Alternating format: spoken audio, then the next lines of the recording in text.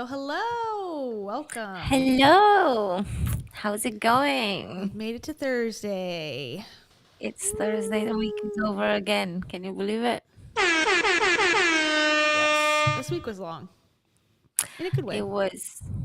but also, I'm ready for the weekend. I'm tired. Yeah. I'm never not ready for the weekend. Yes, Big fan of weekends here. same. And it's a holiday weekend here in the United States. It's a Oh, holiday. wow. Yeah, so I mean, doesn't matter for me because I make my own schedule anyways. But Steven's off tomorrow and Monday, so that's Yeah. nice. Yeah. I Yeah. found the same. Like I could work whenever, but then people in my life work at a certain time, so Mm-hmm. you gotta do that because otherwise you never get to see them. Yeah, that's relatable. That's relatable to me. I don't work, but I know that others work, and that's where I have sympathy.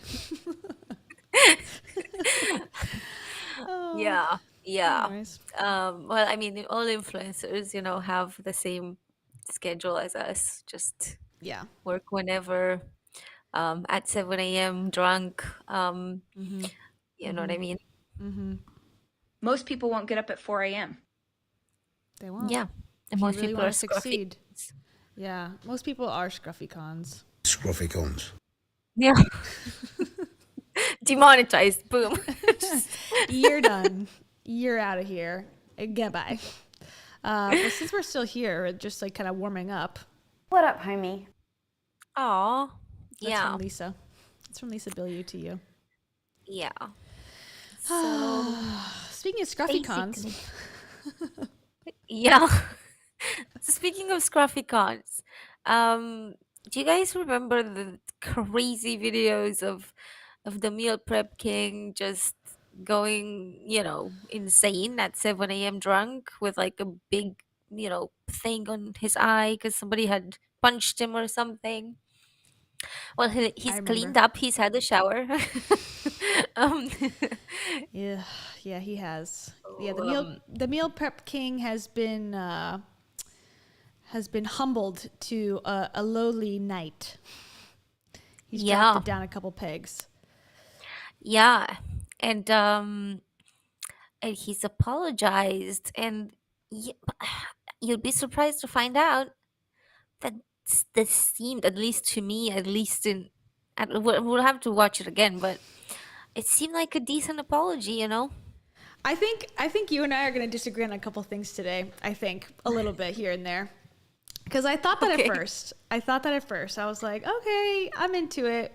And then I read some of the comments and I was like, this guy's full of shit. I don't like it. Yeah, I mean, it could. I mean, like, I could be could be. wrong. I could be wrong. I wish that I want to show like a flashback, and maybe we should just play our own video of what he was saying before, just to like refresh everyone's memory in case they missed it. Because obviously he's deleted. I'm assuming the lives where he was ranting about women being scrufficons Yeah. and everyone that's fat is disgusting and whatever else he said. Uh, So let's get that. I'll send you if you want Yeah, a, please. Thank you. a link. Because I think it's important before we watch the apology to remember what he's apologizing for. Yeah. um, I mean, it was very bad. It was Yeah. very, very bad. And it was Um, multiple days, multiple hours. Like it's hard. It's one thing to take back and apologize for one mistake, one like offhanded comment, but like full on hours of footage. yeah. It's sort of hard to go. That was a slip of the mind, a slip of the tongue.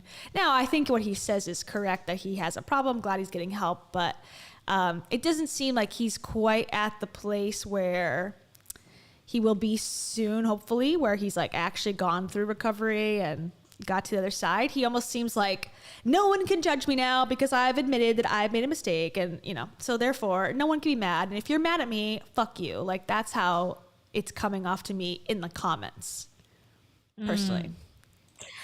I mean, yeah. Yeah, I mean, yeah.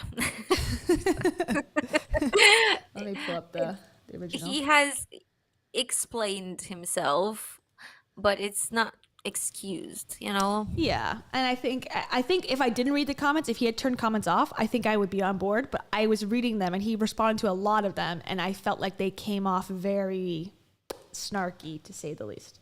Okay, so this is what he's apologizing for. This is the flashback. One of kind of several different things that he said, but this is sort of the crux of it. Suspended jail term for attacking a woman. Nah, don't even remember. Call the police. Or me, or somebody else. Oh my God, John's gone live. Ring the police. Beep. Have some respect for females. Nope, you're all fucking scruffy cunts. Why is his nose so swelled? Yeah, because I got whacked. But anyway, that's the last time I'm going to mention it. How the fuck's he noticed this? Look, it's there here.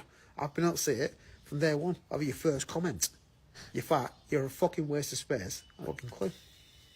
Okay, so that's the gist. You're fat, you're a waste of space. This is a guy who lost over 100 pounds and has a company or has is an influencer supporting people losing weight. So obviously not totally the brand that you would expect. The type of branding that I would recommend. Yeah. And so here's the 3 posts at the top, kind of in response to that rant. This one is the worst. I think all 3 are important, I think, because it's like sort of the development of like his mindset, in my opinion.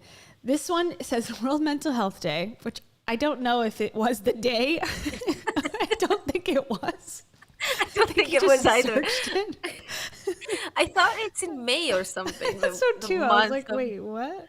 Like what? Okay, whatever. I can search it real quick. Mental Health Day.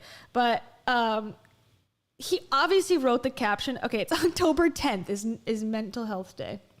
Oh, World really? Mental Health Day, at least. Okay. Well, he's So, closer than he's I early. thought, but Yeah. still Happy not early quite. Mental Health Day. Which is sort of funny. Not funny, but sort of funny. This caption, I'm not going to read the whole thing, but it is written like as if he was not fully coherent while writing it. That was my takeaway. What do you think? Yeah. Yeah. No, I read it and I was very confused because there's no periods, there's Punctuation. no commas. There's he writes Charlotte with a small c. So Charlotte's there's his a lot. ex-girlfriend or ex-fiance. I don't know how serious they were, but they're no longer together. And he basically Yeah. told her that she was a horrible woman and she's out to get him and blah, blah, blah, blah, that whole Yeah. shtick. And now he loves her again and he's sorry. Well, I get it. You come down from your rant and you're like, oops, I made a mistake, but sort of. Thank you, Laura. Thank you, Laura. Laura says, watching Cringe-Fluencers in my pajamas after a hard day at work. I'm a scruffy con and proud. Scruffy cunts. That's awesome. For that one, we'll say, before I read this caption, this is for Laura. Get your hearts ready. Get your hearts ready. I am not problematic. Yep. There you go. Neither is the meal prep king, apparently. No, he is definitely not. Okay. I was just thinking about this World Mental Health Day thing. I'm wondering if he's so like, it's I'm having a mental health day, therefore the world is having a mental health day right now. Yes. The world of one. Yeah. The world of I. My world is having a world. mental health day. My scruffy world, the meal prep king story.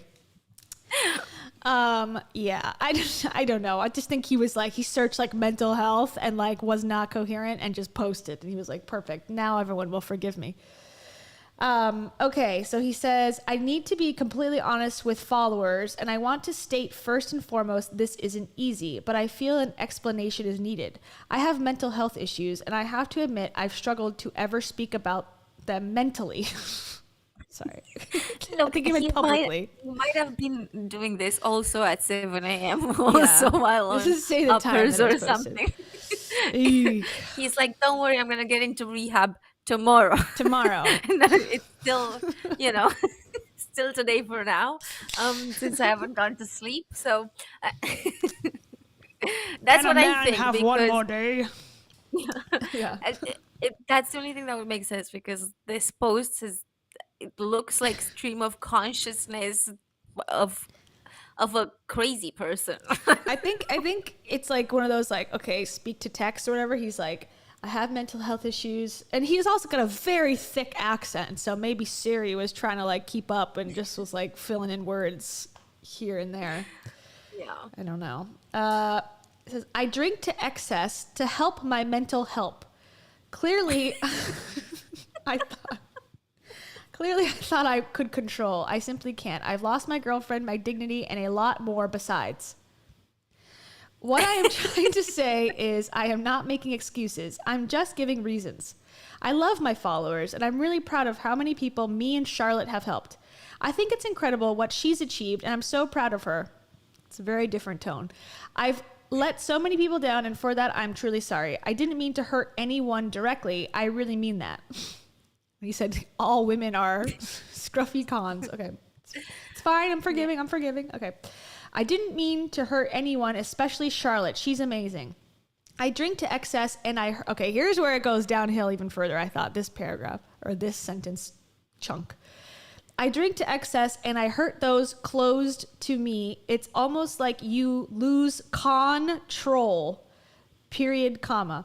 I love Charlotte to the end of the world and back. We have, and yes, I mean we were, team.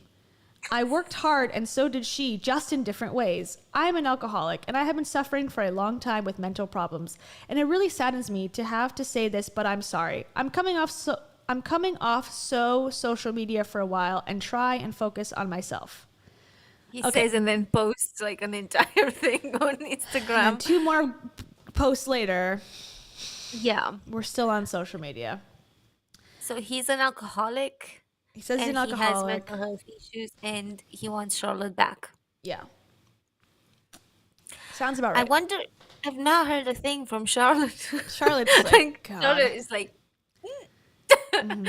just Charlotte, meal does prep not queen. It's quiet. She's quiet. She's very quiet. Yeah. Maybe she's This going to speak cannot up. be attractive to a woman, like this situation. Call me in 6 months. We'll see then. That would be my response. Yeah. And we'll chat then. Meal prep your meals for the next 6 months, and then I'll be over. We can have dinner once you're done with the meals. You think she'll go back in 6 months? I feel like this puts off just at least to someone, talk like, to him, maybe just to like accept the apology.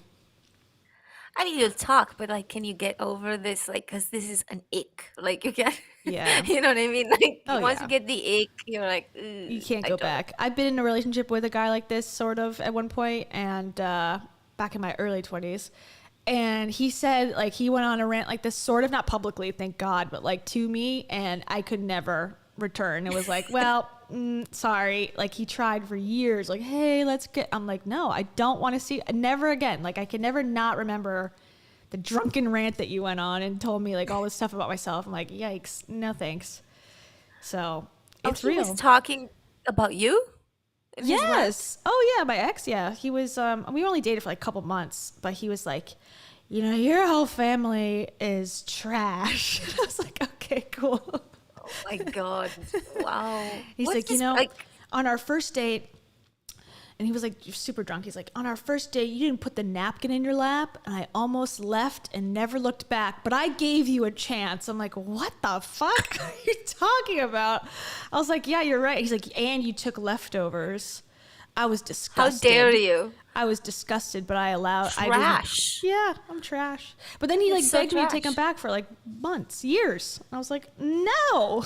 What he wants to go back? Like, I don't understand. I'm When gonna have somebody's like, you're leftovers. trash, but I want you really bad. Like, what? Yeah, Can you I don't decide on what's wrong with leftovers? I don't know. What is wrong with leftovers? Apparently, I it's a love, like, sign cold of pizza. weakness or something. I have no idea. Like, I'm supposed to eat it all? Was that the problem? Or was it because I'm too poor. I have to eat lunch the next day. Wow. Gee, yeah. Okay. What is the thing with like families? Because like the thing is like you can't really like it doesn't matter because you're know. not like hanging out with the family on a day. You hang out with them once a year or something. Like, And he you didn't know, even like meet my family. I think he just wanted to hurt me. Like I just think he just wanted to come up with anything. And yeah, I don't know. I think it was all projection too. Like he had some deaths in the family and stuff. So I think it was just like he was like hurting and drunk and probably, I mean, it's complicated, you know? Feelings are complicated. It doesn't excuse you insulting somebody though. I just think you need to deal with it yourself. Like don't be in a relationship that if you're that kind of in that not weakness, not necessarily weakness, but sensitive place. if you're broken to the core, just stay alone. Yeah. and then it became, the next part became, oh, I'm sober now. Give me another chance. I'm like, I don't trust that.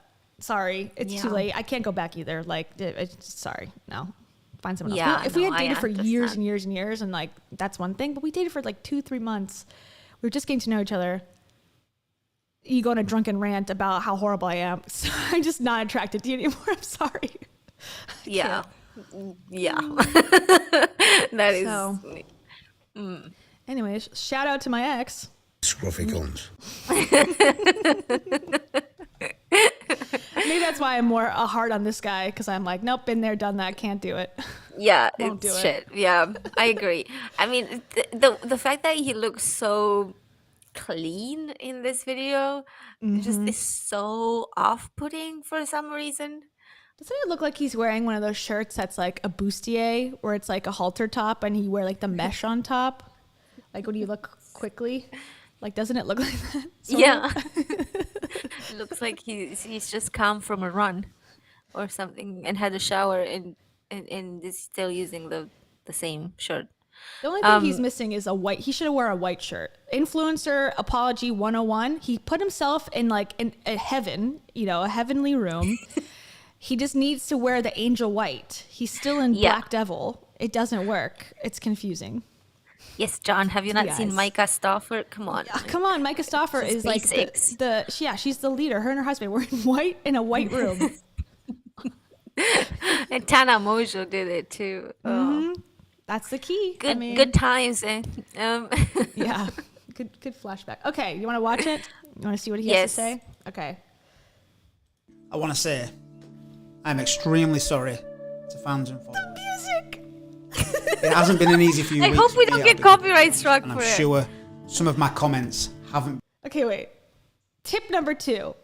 Don't put fucking sad music in the background. Yeah. I immediately cannot take you seriously. Yeah. It's very cringe. Like they just need like a sad piano and like a kitten crying in the background, and then I'll be on board. And it's also very loud, so you can't really drowns focus out. on what he's saying. It's just Yeah. Also sit on the floor while you do this. This is the best. He's in a chair. It's too professional. or on a white bed. Yeah, white bed or on the carpet on the floor. I agree. Yeah. With the bed in the background. And then wipe your non-existent tear, like Can't believe that you guys would critique me at a time like this. Who's the real scruffy con here? yeah. I have problems. Okay. But we have to I think the reason why this is different is because of a couple reasons. Okay. One, I'll be fair. we're transcending like frontiers here. We got out of the U.S. Because what's her name, Laura Lee, Micah stuff, U.S. right? This is where we've gone across the ocean, so now we're in the UK. So maybe there might be some slight differences because And of gender too. gender and generations. He Yeah. seems to be slightly older, so maybe maybe that's why the music. I don't know. He's like, this sounds like a commercial to me. Like a It sounds PSA. like elevator music. Like Dun, dun, dun. Hey everyone. Sorry. It's so bad. Yeah, whoever told him to do this, fired. Immediately Yeah. fired. I mean, like to be honest, like it was so bad that anything from there is like a step of ahead, if that makes sense. Yes. Like you can't go agree. worse than what he's done before. So now everything, even the most disturbing thing, will still be a plus. It looks like he's also gone home. He's no longer in his mother's house anymore. You So we're all positives. I don't see any doilies in the background, so Yeah, where's your wine? yeah, where's your crochet blankets? Okay, all right. That's sorry. true. Those are very Been easy cute. on you guys either. I want to start by saying that by no means is what I'm about to say, I'm about to discuss, an excuse for any behaviour in which I have exhibited. You have exhibited it. But I do feel that I owe my Is he followers reading? and fans and social media networks an explanation as to really what's been going on. We know. And like I say, I'm genuinely sorry because people don't deserve whatever I'm going through. I should be strong enough. I should be. People don't deserve whatever I'm going through. I forgot to fill in the blank before I came on. I feel like he's reading, but he's trying to come off as if he's not reading. So he's just like he's trying to like like fill in with some things that are coming from his own brain, but the things that are coming from his own brain are just that. Like, and I feel like the producer is behind the camera, me like, stick to the script, you fucking scruffy con. Scruffy cunts. yeah, he's telling the editor like, yeah, up the better. guitar, okay, up the guitar section of this sad song. Yeah. Okay, so whatever he's going through, he doesn't know he's going through. We all are owed an apology. Thank you. It's Yeah. very sincere sounding. Very specific. Man enough, I should be headstrong enough not to push my problems onto other people. So for that I am sorry, because I have a duty to my followers and fans. I do have a duty to you guys. I understand that, and for 6 years of my social media I have done my absolute best to Here it comes. try and keep you guys safe. Okay, whenever what? Try to keep us safe? The fuck? He's like a real Batman? firefighter. Meal prep Batman? is the meal prep for the firefighter team of the town. Meal prep savior? Is that you? What exactly did he keep safe? I don't understand. In this? Just like in his career, like aside from his bank account, what did he keep safe? I don't know. I guess I'll finish the thought. Maybe I cut it off too quickly. But the thing that I see come up a lot in influencer apologies is either like they're getting caught for something that happened so many months ago, or years or whatever, and they try to distance themselves from what happened. Like that video I posted, was 6 years ago. It's not me anymore. Okay, they do that, or they do something like this where it's like, well, for 6 years I've posted every single day, and I've only made 3 drunken lives in the last month. So, I mean, percentage-wise, I've kept you safe from me. You guys, I could have hurt you every week, But I chose not to. I chose to keep you safe from my abuse. Yes. Until now. No, not anymore. No more. And I do agree with William here. It says at least he's apologizing. I do agree. I just think this is also the only solution to try to repair your career. So as much as I'm like, okay, good, it benefits him to do this as well. So it's not like, he's sacrificing for us. Yeah. So Let's see. Let's keep watching because there is more. okay. And away from what I was really suffering and going through, like I say, it does not excuse the fact and the things that I've said on social media, and I've upset a lot of people.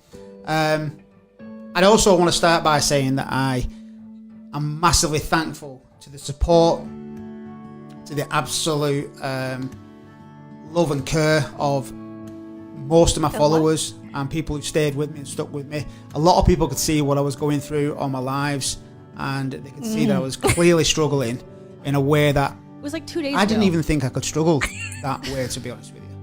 I really didn't. And Oh my God. so I want to say sorry to anybody I've offended. Genuinely, you guys didn't deserve that. Even the haters, even people who have taken a great kick out of it, even people who've taken a great pleasure in seeing certain things. Like us. I know. I feel called I out. apologise to you guys too. I've given you the ammunition. Thank you. And I take full responsibility for my You're actions, my words, because that is what I feel is right. So, that being said, what else can you do though? so I would like to try and explain a little bit as to what's been going on Jump and cut. what's happened over the last 6 years. I'm not going to go into it too much because I feel like you guys are probably going to get bored with it, so I will just keep it short and sweet. So basically, 6 years ago I started social media to help people, and that's what my social media has always been about. Little unbeknown to people, I've always struggled with alcohol. Now, I'm not using alcohol as an excuse for sending rants, but I am using it as an explanation as to why I would say things that I don't mean. All right, fair enough. And that is the genuine honest truth. I wouldn't come on here and embarrass myself any further if that wasn't the case. I genuinely did say things that I completely didn't mean, and if I hadn't have been drunk to the point where I don't even remember doing the lives properly, none of this would have got said. So I wanted to explain a bit about background. Okay, get to the point. I feel like there is a little bit of like you said before, like you don't just make up sexist things while you're drunk. It's sort of, it comes out of you a little bit easier. So I don't, well, I agree. Yeah, if he was sober, he probably wouldn't have said all those things, but I don't think it doesn't mean that he doesn't think them soberly. He just doesn't express them soberly, probably. Yeah. And also the fact that you say, I want to apologize, I'm genuinely sorry, that does not mean that you are indeed genuinely sorry, or that you are genuine, or that you are sorry. Yeah. It's you know, I love it when people feel the need to be like, can we have an honest conversation? It's like, what? Can Do we we? not You tell always us. have a conversation that is honest? Was this the first time? Can we have a conversation have- sans music, please? How about that? That's more genuine to me. Closure. This one is honest. The rest, don't believe. This one's okay. Thank you, Alexis. Thank you. Alexis says, Mr. Meal Prep needs that clear, clear, clear. I don't know if you're familiar with clear, clear, clear, Cam. Clear, clear, No. clear is special language called light language. And it's going to help clear us and cleanse us in this moment. And it's going to help clear and cleanse our good friend, Meal Prep Meal Prep King. Sorry. Okay, so this is from Alexis to the Meal Prep King. Clear, clear, clear. And he's healed. He is now Done. healed. Clear, clear, clear. And one more just for fun. I want to throw up. Hold on. We're doubly cleared now. We're good. All the demons are out. Nice. Thank you, Alexis. Good God. Clear, clear, clear. Thank you, Alexis. So, yeah. I forgot what he was saying so far. This He was, like, about the gonna get to genuine the- thing. He was going to get to the point of like, okay, let me. I know I'm going to bore you guys with the history of my alcohol abuse, but I'm going to give you the basics. And now he's ramping up to tell us the real stuff. And before we get off of this, though, we need to read the comments because that's where I changed my opinion. So don't let me forget. I've had a drinking problem for 20 years, and when I say drinking problem, I don't mean to the point where I drink every day. Very good at hiding it. I'm very good at hurting people around me and making excuses, because I can come off alcohol whenever I want. I can switch back on. I'm very on the ball. To the outside world, I look very switched on and completely in control of everything. Now, as much as I am in control of a lot of things in my life, alcohol has been one struggle which I've never been able to get a handle on. Oh. I've always made excuse to the people that I love, to the people that I care about, and ultimately it's ended up in me losing some really, really important people in my life. That's a true fact. That's exactly what has happened. So I've basically used alcohol as a coping mechanism for the last 20 years. It's just I've never really wanted to address the fact and be honest with myself that it was an issue, and I've always wanted to discuss it with people, but I've always felt ashamed. I've always felt that people would judge me and that I was weak, and people as strong as me shouldn't have problems like that. I think that is, I know it sounds crazy, but that is the absolute truth. I've ended up losing some very close people around me. And to be honest with you, the staying power of some people in my relationships have been nothing short of unbelievable, really. And the reason people have stayed around me is because, one, of worry, love, support, and to those people I am extremely sorry that thank you. I never got help for this sooner. Now, like I said earlier on, under no circumstances am I using alcohol or mental health as an excuse for saying what I said. I stand by, I apologise for that, but I need to offer an explanation rather than... Yeah, you guys are scruffy cons. You are scruffy cons. Like, the alcohol doesn't change that. But I wouldn't have told you. I mean, I didn't watch this far into the video before, so I guess shame on me. But yeah, I feel like he seems... cut the music. Get the music the fuck out of here. That would help a million times. But like this part seems like, yeah, like, okay, you're admitting you have a problem. You're being honest. You're saying you're going to get help. Great. However, let me look at some of the comments. I'm sorry, what were you going to say about it? Because I was going to say, he's like, oh, I'm not saying this to, like, whatever. But it's like, but it is, though. The fact that you're saying this, it is getting sympathy. The fact, you know, like, you're not sticking to the apology. You're giving, like, context. And you're like, you know, lots of people I've heard people in my life. It's like, okay, so you know you do this then. Like, this is something you do. You hurt people in your life. It's complicated because, yeah, it's an addictive thing. But it's like, do you accept apologies when it happens? Or, I mean, I guess it's like, and I saw someone comment says, so he's giving like meal prep advice. It's not like a life coaching thing. And yeah, that is a great point. I think if he was someone who's like, hey, I'm going to tell you how to like live your life the best, like that would be one thing. Heavy scrutiny. Thanks, Amelia. Thank you, Amelia. But the fact that he's like, you know, a health influencer, it's like, you know. Yeah, that's a bit contradictory because like being all about the, you know, weight loss with like meal preps and stuff, don't you factor in alcohol? Because alcohol like makes a big difference in whether or not you're gonna lose weight. It's pretty crazy that he lost that much weight while drinking a lot. That's kind of surprising. 100-something pounds. Yeah. And this is for Amelia before we go too far. Which one shall I give to Amelia? Nothing.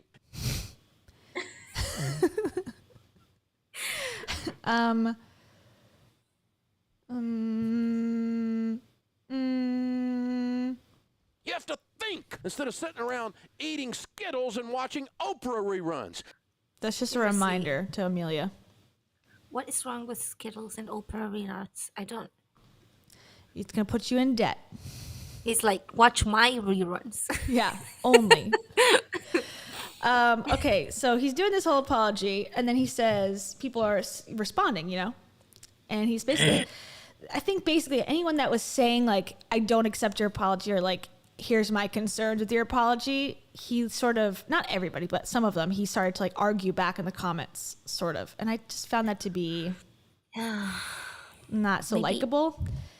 Someone's like, alcohol wouldn't hold up in the court of law. Unfortunately, I think the money has gone to your head. If I'm being honest, I do genuinely hope you find the right support now. Some people's mental health can't deal with the pressures of social media, and I definitely don't think you should be entertaining a future in it. It's unfortunate you clearly didn't have the right team managing you either. Thanks for apologizing, but I feel like you've only come forward to protect your assets. It doesn't completely seem genuine. Unfortunately, sometimes you have to learn huge life lessons from your actions, and sorry doesn't always cut it. I think that's a pretty nice, fair and strong response. And he goes, it's a good job I didn't do anything illegal then, isn't it? It's kind of like, okay, bro. Oh my God. Like, that's your response to that? Like, this person's I like... did not see this before. This is hilarious. It's like, it's not, you're there just, like, if you're apologizing and this person says, no, you know, I don't accept, like, you can't be like, well, fuck you then. Like, I mean, I guess you can, but it sort of, like, takes away the seriousness of the... Like, what's the point of apologizing if you're gonna go and be like, you're a scruffy con? He's like, got that argumentative spirit still, even in this apology. Comments, at least. Like, okay, here's another one. Someone says... said that. Yeah, right? Okay, thank you. I'm glad I'm, like, not crazy, because I was reading it, I was like, well, I'm feeling off. And then I felt bad watching it, this part. I'm like, oh, damn, I'm an asshole. And then I'm reading the comments like, wait, no, I'm not an asshole. He's an asshole. I'm confused. No, that was pretty bad. Okay, so then someone says, so many people nowadays think they are perfect and have never or will never make a mistake. So many people... Oh, wait, hold on. So that was the good one. Blah, blah, blah. So this person's like forgiving him and says like, I believe you. And, you know, I deleted Twitter for this reason. I forgive you. And anyone who can't see that you're genuinely a good guy is a moron. Forgive, get some help, move on, peace and love. Okay. So that's what one person said, supporting him. And then a different person commented and says, there's making mistakes and acting like an absolute disgusting bellend. Murderers make mistakes too, don't they? Okay. And then he responds, you see, you are part of the problem. Likening a drunken rant to a murderer, you don't even know just how bad you sound. I'm getting the help that I need. You, my friend, need some help. You, my friend, need to see someone for help right away. You are the problem. You are part of the problem. What is going on with him? Dude, just put down the social media. Like, yeah, he's like, I'm getting off social media, and then responds to everyone's comment. Here's another one. Say that like you're the problem. Why is that person the problem? Like, he's the problem. Because they didn't love him and worship him. But how dare they? How dare they? I know. This person says, I seen a comment during your lives stating you would be forced to make an apology video. Seems like that person was spot on. He goes, forced? I respect your opinion. Thanks for taking the time to message. Okay. What was the point of that? Yeah. And then it looks like he started to copy and paste because the more recent ones, he's like, I respect your opinion. Thanks for taking the time to message. I respect your opinion. Thanks for taking the time to message. Do you think that the first time he said it was like, oh, this is gold. I'm gonna copy paste this. This is so good. So good. Yeah. And someone's like, thank you for your apology. And then he says, thanks for the support. And they say, don't they, no one watches you harder than a hater. So he's going to go on the hate. Now he's like, now he's the victim. He's the real scruffy con here. No one's more hurt than him. This is the thing with this video, because it feels a bit like he's like, oh, but I'm so damaged because I have damaged a lot of people. Mm-hmm.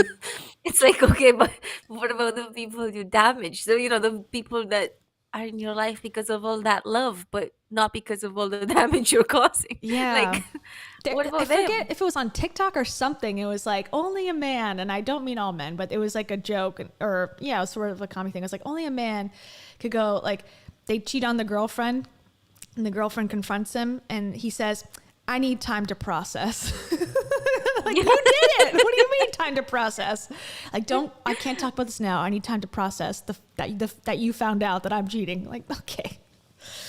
Yeah, and it's always because of something that the woman did anyway.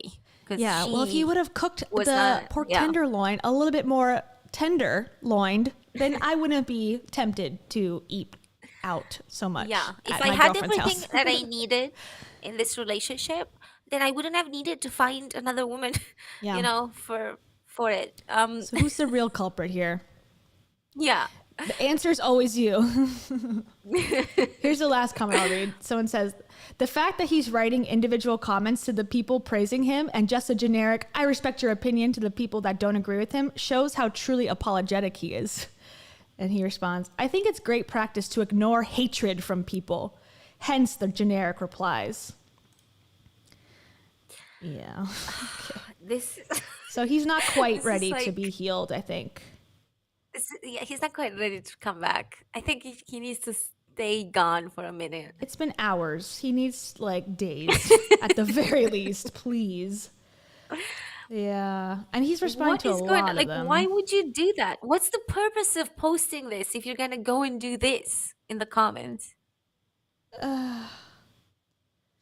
Yeah, I don't know. I think he's trying to, it's the Hail Mary. I think it's good to apologize regardless, but I think it's the only way to really have a chance to get your career back. So he's trying it. He'll probably be fine. He'll lose his sponsors and stuff for a while, and then maybe he'll Yeah. bounce back. Who knows? Who cares? Scruffy cunts. I know, it's just very bizarre because like the whole point of like posting a video with an apology is like, okay, I'm gonna say my piece. This is my piece. Yeah. But I'm also going to defend saying it, you know? myself through comments. And then you've said your piece, so stop saying things in the comments. Like, you don't need to say any more things. We like, got you're it. done. We get it. Yeah. And then he posted again today or last night, 9 hours ago. And he's like, oh, now, okay, this is my second thought. Now I feel like he's going to become a comeback from, public humiliation coach, like a redemption. That seems to be the arc. It's like motivation in health or personal, whatever, then big controversy, then downfall, then return as someone who's come back from controversy. Coaching. That's Yeah, like, good luck with that. Rachel Yeah. Hollis has been trying for 2 years now. so- She's trying. She's Nice, not quite succeeding. Yeah, no. If she didn't succeed and it was all her team's fault, Yeah. what are we gonna do with this? Yeah. At least When he's there's no admitted team. he's got a problem. But I will also say Dave Hollis also admitted he has a problem with alcohol too. So it seems maybe I don't know. If you have something that's causing your issues, it's actually a little bit easier to apologize because it's like, well, it was the alcohol. It wasn't really me. Well, It's not me. that was the gist of that video. Like, Yeah. I'm just struggling. I'm struggling. It's an addiction. It's not me. It's Which like is true. that's kind but- of what I understood Yeah. somewhat. But yes, but at the same time, I don't know. I just feel like Yeah. okay, this might be controversial and mean and whatever, but I just feel like it can be a little bit of like too safe. Yeah. Oh, I'm just I just drink. Like, okay. I think it's like, Everyone yeah, it's like I can accept that there's issues, but I don't have to then never criticize you again. Or I don't like anything like get out of jail free cards for anything, because then everyone that has feelings will just go and drink alcohol and be like, okay, I said my feelings, but I can't be blamed. It's like, that's not fair. And I And he just, said very well that he can control it, and he's like, he Yeah. can stop drinking when he wants. It's like, so that's not an addiction problem, because like an addiction they all problem is that say, you though. cannot control it. yeah, they No, all, but it's true. Like when you Yeah. have an addiction, you just have no control. But he was like, no, I'm totally in control. Like I can stop drinking, and it's like, okay, but are you? Are you? yeah, is it, which saying one is that it? Yeah. Yeah.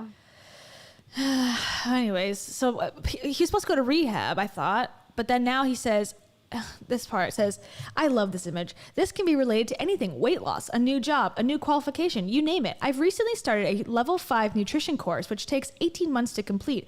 But I'm really looking forward to enjoying this because not only will I be able to become insured properly, I'll be able to deal with and advise on things such as diabetes, pre and postnatal nutrition, food allergies, intolerances, and so much more. So what have I enrolled in? Da-da-da, okay, cool. I've only recently enrolled for this, but it does look very intimidating and in-depth, which I love. I wanted to gain more knowledge and insight into nutrition, blah, blah, blah. What are some things you're hoping to achieve? It's like, So are we back or what? I'm hoping Are to you in achieve rehab? you going off of social media. Like, are you Can in I a achieve nutrition that? class? Like, are we just okay? We're back to normal. Just forget the last month. Which Yeah. okay, social media goes The fast. thing is, like, I feel okay. Maybe I'm gonna be controversial again. Nobody, just you guys, just trust me. Start recording. Um, Hit your cameras. Screen Get, record this. get your immediately. cameras and start screen recording. This is the It's time. time. It's coming. Um, um, people in the UK drink a lot, Yeah. like a lot, and nobody is considered an alcoholic. like, like you will be drinking 5 times a week, and you're And they're considered just good. like an average drinker. So So no excuses. I don't That's what you're know. saying. I feel like if like a British person goes to America, they will be like they will have like interventions after like a week. Like everyone will be like, "Oh my God, you need to go to rehab," and they'll be like, "What are you talking about?" And that's how I drink my whole life. Yeah. It's a since I slippery was 12. slope. Yeah. I don't know if anyone is in the UK can just like back me up on here because Yeah. I don't want to be Validate canceled. Cam. I believe you. I mean, I went to, like I said, I visited briefly, and I was also in my early 20s, so everyone in my life was drinking heavily. So, I mean, I don't drink anymore because I thought it was interfering with my life too much, and I stopped on my own accord without any public outbursts. But yeah, sometimes I do miss it. I think we talked about this. I miss it sometimes. But yeah, it does scare me seeing stuff like that. I'm like, okay, I don't even want to test the waters too much because I don't want to ever Yeah. become like that. I had a couple drinks at the weekend, and I can't stomach alcohol anymore. Like it's Yeah, become it's very hard. toxic for me. Very toxic. Like I literally had like 2 drinks and a shot, and for some reason something happened with that shot, and it stayed in my stomach until morning, and I Ugh. had to puke in the morning. Ugh, Like it it's was always just the so shot. bad. It's always the Yeah, shot. and I didn't drink a lot at all, and it was so bad. I said I don't think I'm gonna be. I will need to, if I drink, I need to like find like a happy medium where I drink like one drink and then 3 hours later another one or something. Because it seems like as I've aged, like It's it harder. got worse and worse. Yeah. Yeah, and people are backing you up in the comments, by the way. You are confirmed Oh, and thank you so validated. much. Let's see. Yeah, Everyone says, yes, you are right. yeah. Cam is never Thank wrong. you. Cheers. Cheers, everybody. Should we talk Yeah. about Gabby Hanna? Yeah. Oh my God. Oh, or should we? Yeah, let's talk about Gabby Hanna because there's not a lot. Or is there? Well, Or is actually, there? That's a good question. That's always the question. Yeah. Okay. This is not Gabby Hanna. Hold on. I'm revealing the plot too quickly. So we did a whole video about Gabby Hanna last week, if you're with us. I've decided to call the See? collection That Danielle Byrne. same video pops up every time I open TikTok. So the last thing that we saw, we were watching her post videos in real time, essentially, and everyone was really concerned about her and about her mental health, and people still are. But she abruptly stopped posting after a series of kind of more interesting, wacky posts. And what was it? Oh no. 4 days ago. So no updates from anybody. Yeah. Yeah. Yeah. The one that was most interesting, I mean, there was a lot of interesting ones, but which one was the one? I think I linked it in sent it to Trello, but me. it's basically the one I think you have to go down I have one it. more Hold on, row. sorry. It's on my other screen. Duh. Okay, here it is. So this is the one I think maybe you and I will have differences of opinion on. I'm interested to hear your thoughts. Yeah. Let's see. I've been really open with the fact that I'm bipolar. My therapist who diagnosed me with bipolar 2 is also bipolar type 2. And she told me why do you keep treating mania like a bad thing? Did people tell you mania was a bad thing? Because mania is just a heightened sense of energy. So I, instead of misfiring my manic energy that I was blessed with, decided to focus it into things that could actually create change. That doesn't make me a perfect person, but it makes me a lightning rod. So if I can harness the attention of major news outlets and reach the world whenever I want at my fingertips, I decided to talk about what matters. And that's what I'm going to be doing for forever. And I'll also still do fashion and makeup and self-care shit too. I'm going to save the world via my Jesus abilities, birthing abilities. But I'll also do fashion. Don't think I'm going to change. I'm going to Yeah, you guys don't worry. The fashion stuff will I'll keep never stop coming. putting on mascara. What for you. fashion stuff has you? I don't even know what she's done that was fashion, but okay. So, What's your thoughts? What are your thoughts on this video? I mean, the thing is, I kind of believe her. I believe that she's doing this to get attention. Like she's done stuff before to get attention, so I believe it. And I feel like if she's doing it on purpose and she's saying problematic things on purpose to get attention, and then use the fact that she has bipolar to be like, see, I just had a bipolar episode. I didn't mean any of it. Like, I feel like it's very weird. But she could also still be part of the. She could also still be in an episode while doing this. But I feel like it's damaging because like I don't know much about personality disorders, but I don't think they're like, oh, I just have like superhuman energy. Like it's amazing. Like I don't know. I feel like that's can damaging be. to people. It can be for sure. I think, at least with my dad, I don't. The types thing, like I don't know when my dad got diagnosed if both types were like a thing because I just know my dad's bipolar.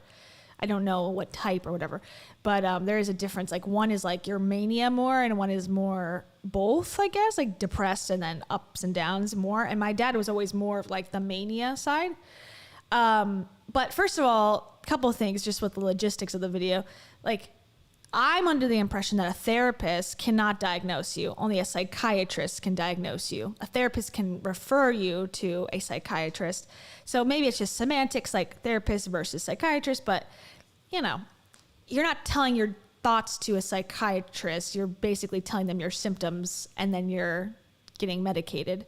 So it's sort of confusing to people hearing that, going like, oh my God, a therapist is going to tell me that my mania is a good thing and I shouldn't be, you know, like that's not what a therapist would most likely say. Yeah. I don't think anyone would say that in anyone good in the mental health field, but who knows? And my take on the overall vibe of this video is that I think she wants to give herself more credit. Just like in the other videos, you know, I am the angel of Gabriel. I am the mother of Jesus. Like she wants to feel that control feeling because she's got the mental illness. So she's saying that she's manipulating the audience and the news and all that, but she's really not. Because she didn't make like ABC News. She was on like popradar.com/influencers. Like she wasn't. Only people who know her cared. Yeah. I mean, she did make it on BuzzFeed at one point. And Rachel Hollis also was first in our reach. And then she made it on the New York Times with like, you know, the cancellation thing. But Yeah, true. I guess major news outlets will probably take like a few days to. Major Thank news. you, me. Thank you, me. She says, or they say, mental health illnesses aren't superpowers, Gabby. You aren't special. Oh, we got Kimberly Cossé. Thank you so much. Kimberly. Okay, hold your thought, Kimberly. We got says you aren't special. This is what Gabby Hanna has to say to you, Mai. Unfollow me. Short and sweet. And then This is what Gabby says to the major news outlets. I love you. Thank you, Mai. Okay, and then Kimberly says, manic people usually tend to hurt others and themselves, so that's where the negativity of the diagnosis comes from. Yes, you can find good in it, but ... Yeah. It's a complicated thing, and we were talking about this, Kim and I were talking about this before the show started, about, taking something like mental illness very seriously, how we have come to that as a society, as kind of like a reaction to the opposite of where no mental illness really existed. Like there was limited diagnosis, or you were put into an institution immediately and you were shunned from society. And, if you were crazy, that was a bad thing. And now we've gone so much the other way, where it's a very serious topic. It's, we can't joke about it. We can't make light of it. And I kind of agree with that to a point, but at the same time, maybe I try to think of it as like if someone had cancer, like, does that person want to be treated serious and somberly and seriously all the time? Or can you find a way to respect it for what it is, the diagnosis and the seriousness, while also having a light moment and being able to talk about it without it being like a cry fest? I think there should be a little bit of that. Of course, I think the diagnosis, whatever it is, like mental health or physical health, it needs to be taken seriously for the purposes of getting help. But then I don't want to stay like, if we're going to talk about like thyroid issues that I have, for example, I don't want everyone to just be somber and crying around me all the time, because what's that going to do? Like, you know what I mean? It's not really accepting it. I mean, accepting something is like, okay, you have, like, how we look at allergies or something. Like, okay, everyone has allergies. No one's going to care. If you have allergies and you're like sneezing, no one's going to be like, oh my God, are you okay? Oh my God, we need to call the ambulance. No, obviously that's not comparable to the seriousness of maybe what's going on here. But I think maybe like not going to the extreme serious level of the fear and like we can't say the wrong thing. It's almost maybe a little bit too far to make it seem like people who have mental illness need to be treated with these like kid gloves all the time. And it's like, she's a human being, she's an adult, she's in an entertainment space, like give her a little slack, and she's living a life that's perfectly okay to live. Now, should she be protected and be safe and be looked after? Of course. But should she be treated like a child? No, I don't think so. Maybe that's like where we've gone too far as a society. But first, we need to say thank you to, I'm going to try to read this username, Airy Persiflage. I liked it. Persiflage. Airy Persiflage. Loving the hair. The hair is so cool. Yeah, I love it. They say about half of bipolar disorder patients stop taking their meds. I'm surprised it's not higher, to be honest, that number.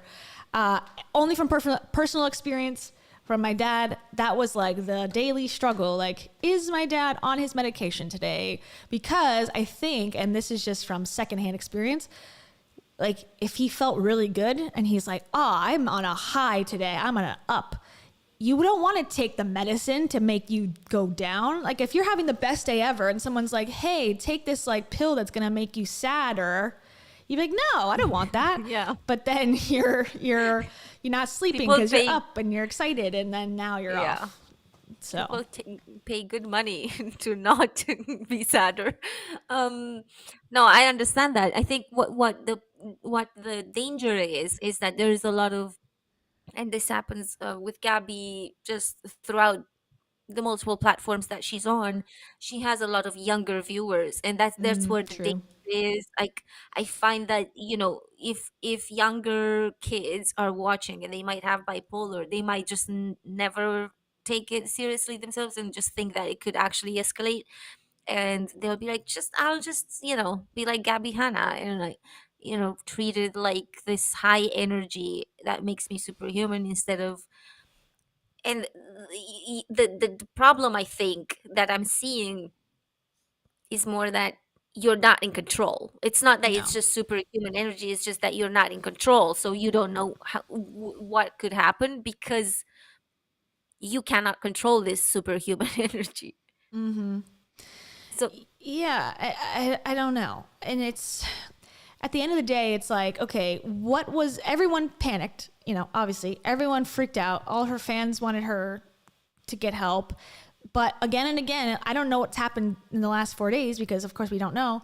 But nothing really came of us all freaking out. So it's like, where does the responsibility lie? Is it on the creator? Is it on the platform? Or is it on the audience? Or is it a balance, an equal balance of all three of us working together to, feel okay? Because I gotta say, this whole thing, like talking about it on the show, watching her stuff throughout the weekend, it triggered me pretty bad because I was like, I don't know if it was like my dad's stuff or what, or like thinking about mental health. Yeah. But I just I was kind of, I don't know, thrown off by the whole situation and scared that the next one was going to be her dead or something. And it freaked me out. But now that there's nothing, I don't know any different. Like she could be hurt. I have no idea. But because I'm not seeing any updates, I've sort of like slowly forgotten about it. And I'm like, what does that mean? Do I not care? Like it's confusing to now be like thrown into a situation where it's like, oh, now she's a private person again. Weird. Yeah, I think, she's indeed used her superhuman energy and now she doesn't have it anymore because now I'm assuming after superhuman energy few days you down. probably are tired. Or her family showed up, and said, take your phone away. I think what this comes down to is eventually Gabby's gonna have to figure out if this is helping her or if this is hurting her, and she can probably do this when she's lucid and she's like talking to family, therapists, friends, whatever. Mm-hmm. Once she realizes, is this helping my career actually, or is this just like really hurting me? Then she'll have to put some sort of like boundaries in place. Like if this happens, somebody needs to come get my phone from me or whatever, because I'm ruining my career, if that's the case. But then if she decides when she's lucid, no, actually this was excellent for my career, then And she it's might worth just it. Yeah. then she might just, but that's on her to decide where's the limit, because nobody else can do it for her. Mm-hmm. Yeah. And then I agree. And I think hopefully that does happen. I think that's the best case. It's like being open with your audience now. Like she's been very open about, sharing while she's in the throes of this. So I think, if and when she comes down and becomes more lucid, she's very open about that experience as well and the signs and what she's doing to take care. And I think that would be the best case scenario. But it's complicated, It's like mental health is complicated, and especially because it deals with personality, and that's how we judge each other. Like that's the correct way to judge each other, right? About personality. But when you have a disorder that affects that personality, it's hard. It's like, okay, she's being racist. She's being sexist. She's being a narcissist. Like she's being all these things that I would go, I don't like that in a person. But then you go, well, she's got this obvious, well, not obvious, but she's got like it's more than just a little bit of here and there. It's like this extreme example of all these traits. So you think, okay, it must be a disorder or something. So then you go, well, now how do I feel? And I don't know. I'm still stuck with this. I don't know how to feeling. Yeah, I think this is down to the people that she's offended to really just kind of decide on whether or not they want to forgive her, because they have no obligation. And I would not, like, if she was to come on here and just offend me, I would not feel like, okay, just because she's bipolar, I need to forgive her. Or I don't know, maybe I would feel like that. That's the thing. I don't know how I would feel in the moment. But and I think it's a case by case scenario, like just how believable it is when she explains it. Mm-hmm. At the moment she's explained absolutely nothing. So if there are people who are, well, she's explained this, that she wanted to get the media, but that's like almost like, yeah, so I said some racist things so that I can get on the news, you guys. Like, yeah. But what she's like, the part that makes me go, okay, this is all bullshit, is that she's like, the important things, I wanted to change things. I wanted to get the attention to then spread my message. And her message was like, I am God and I'm here to die for your sins and stuff. So like, that's the part where I'm like, okay, she's got the platform, she's got the ability to get attention, but she doesn't even know what she's promoting, really. I mean, she's just saying like off the wall stuff like, hey, I'm going to save humanity by whatever, you know? So it's like, okay, the news is not going to cover that. But you think it, if you are probably going through something like that, you're like, if I could just tell the news that I am the reincarnation of Jesus, like then they'll do the front page story about me. And they're like, no, that's not happening. So Yeah. I think she's still going through something. Yeah. Yeah, it could be. I mean, the thing is, what I have come to realize since last week when this was just like so crazy.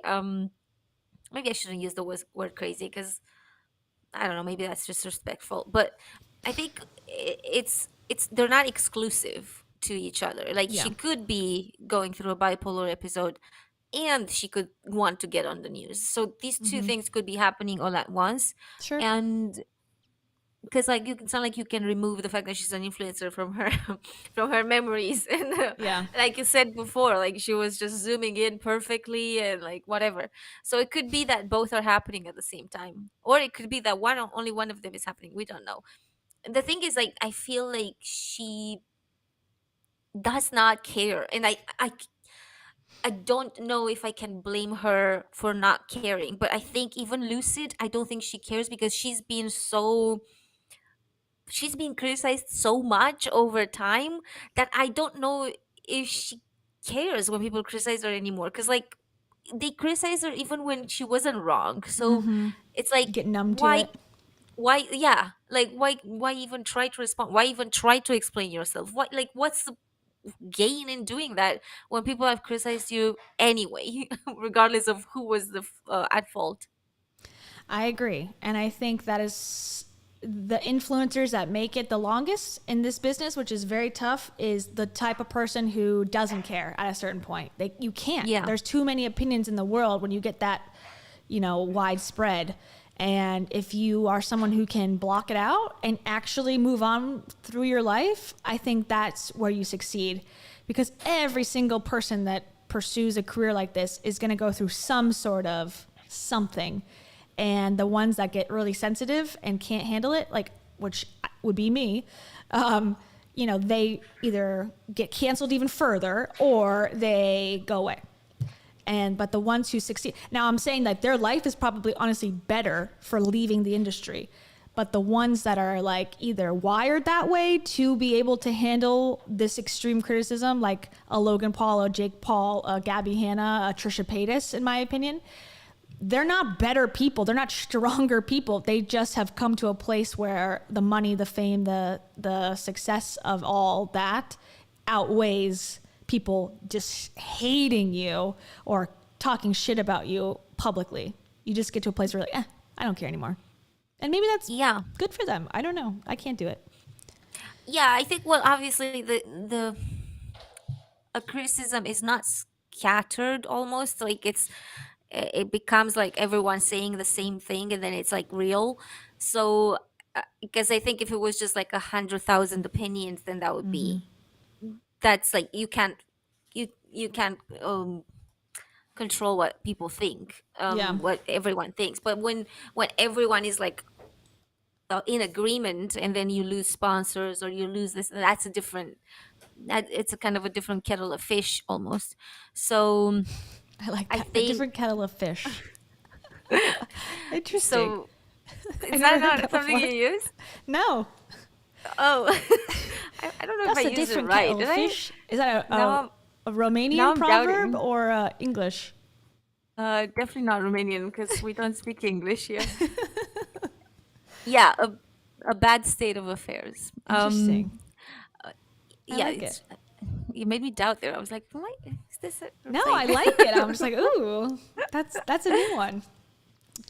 Yeah. I will say, if you're a TikTok follower, if you've been watching TikTok this last week, I'm sure you've heard the Corn song by now. The one that's like, Corn is really good. That one, It's gone. it's gone. Dun, dun, dun, dun, dun. It's got the juice. Okay, so that song's been constantly in my head for like a week. And then one of Gabby's most recent, like before she went off, she posted, because she kept showing herself like watering nothing. Essentially, I don't know if she deleted them, but she posted a bunch of stuff of her like with like watering her car, basically just having a hose and just, I think she deleted them, but like just hosing the sky essentially. And people are like, we're in a drought, because she's in California. So then she posted the water cycle song, and that's also been in my head, and I'm afraid it's gonna get copyrighted, but if you want to go listen. The water cycle. It's also been in my head all week. Yeah. And then she spoke about global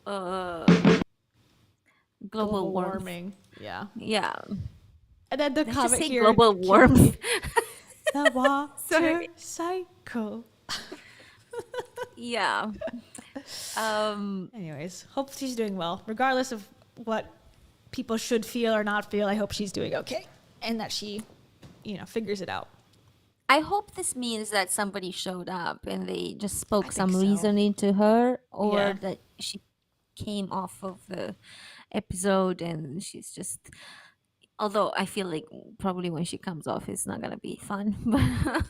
No, definitely not. Yeah. So we have one more topic today. One more topic, but also I have a little video for you at the end, a new one for you to see. It's short, Yeah. so there is a little bit of new content or new perspective. So I'm excited for you to respond. So basically, you guys remember we covered Inventing Anna, the show on Netflix that is about Anna Sorokin, the what do you call it? Fake Oh, no. heiress. The fake heiress, yes. So she had, that friend of her, Rachel Williams. Mm-hmm. She has been busy. She wrote a book after the whole shebang happened. She was the one who worked at, was it Vogue that she worked at? Vanity Fair, I think. Vanity Fair. And, went on the trip to the Middle East, I believe, if I remember correctly, to the big resort, and they got stuck at the resort, and she had to put it on her work credit card, and she got in trouble. That's the woman that we're talking about. Yeah. So part of the charges on Anna Sorokin when she had her lawsuit was also the charge from Rachel Williams that she might have stolen from her, essentially. But then Rachel lost that. Mm-hmm. However, now she has decided to continue.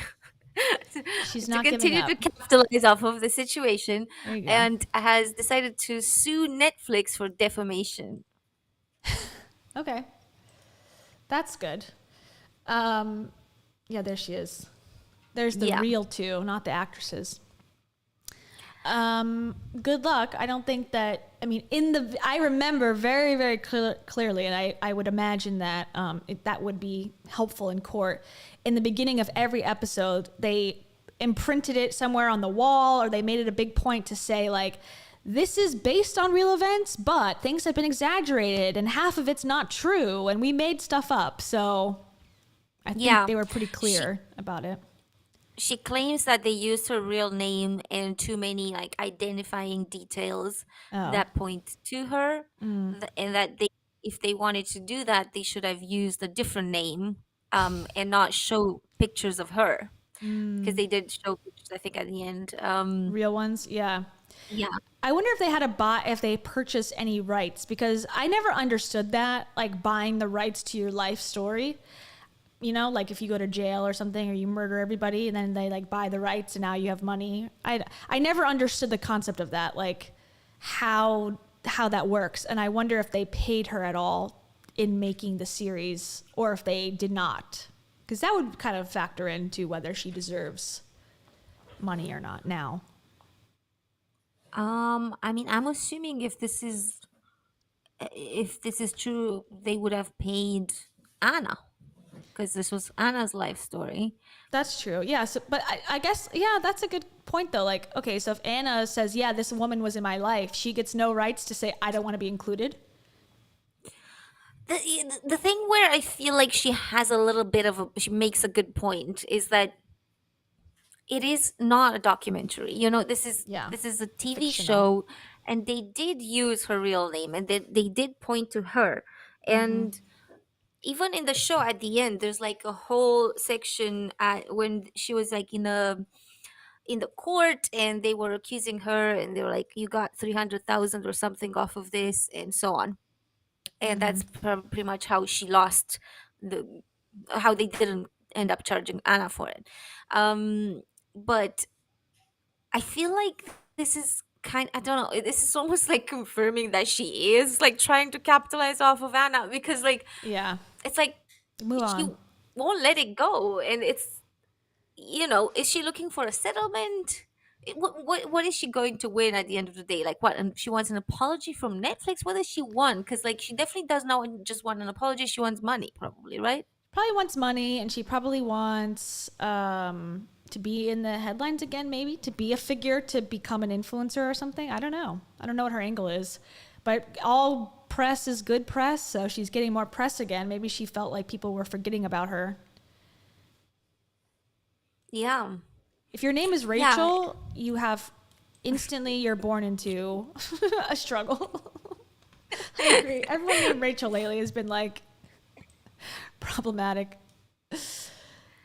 This is, I was like, the minute I saw this, I was like, I'm like just rolling my eyes, like, oh my God, Rachel, just kind of forget about Just it, chill. move on with your life, whatever. Yeah. You got a book out of it. You're fine, but I think it's not enough. Like, she wants more. um, Yeah. I think some people, and I don't know where her motives are coming from, but sometimes, she might have been contacted by a lawyer who convinces people like, hey, that you have a case here, like, don't let this, go, or I could get you $1 million.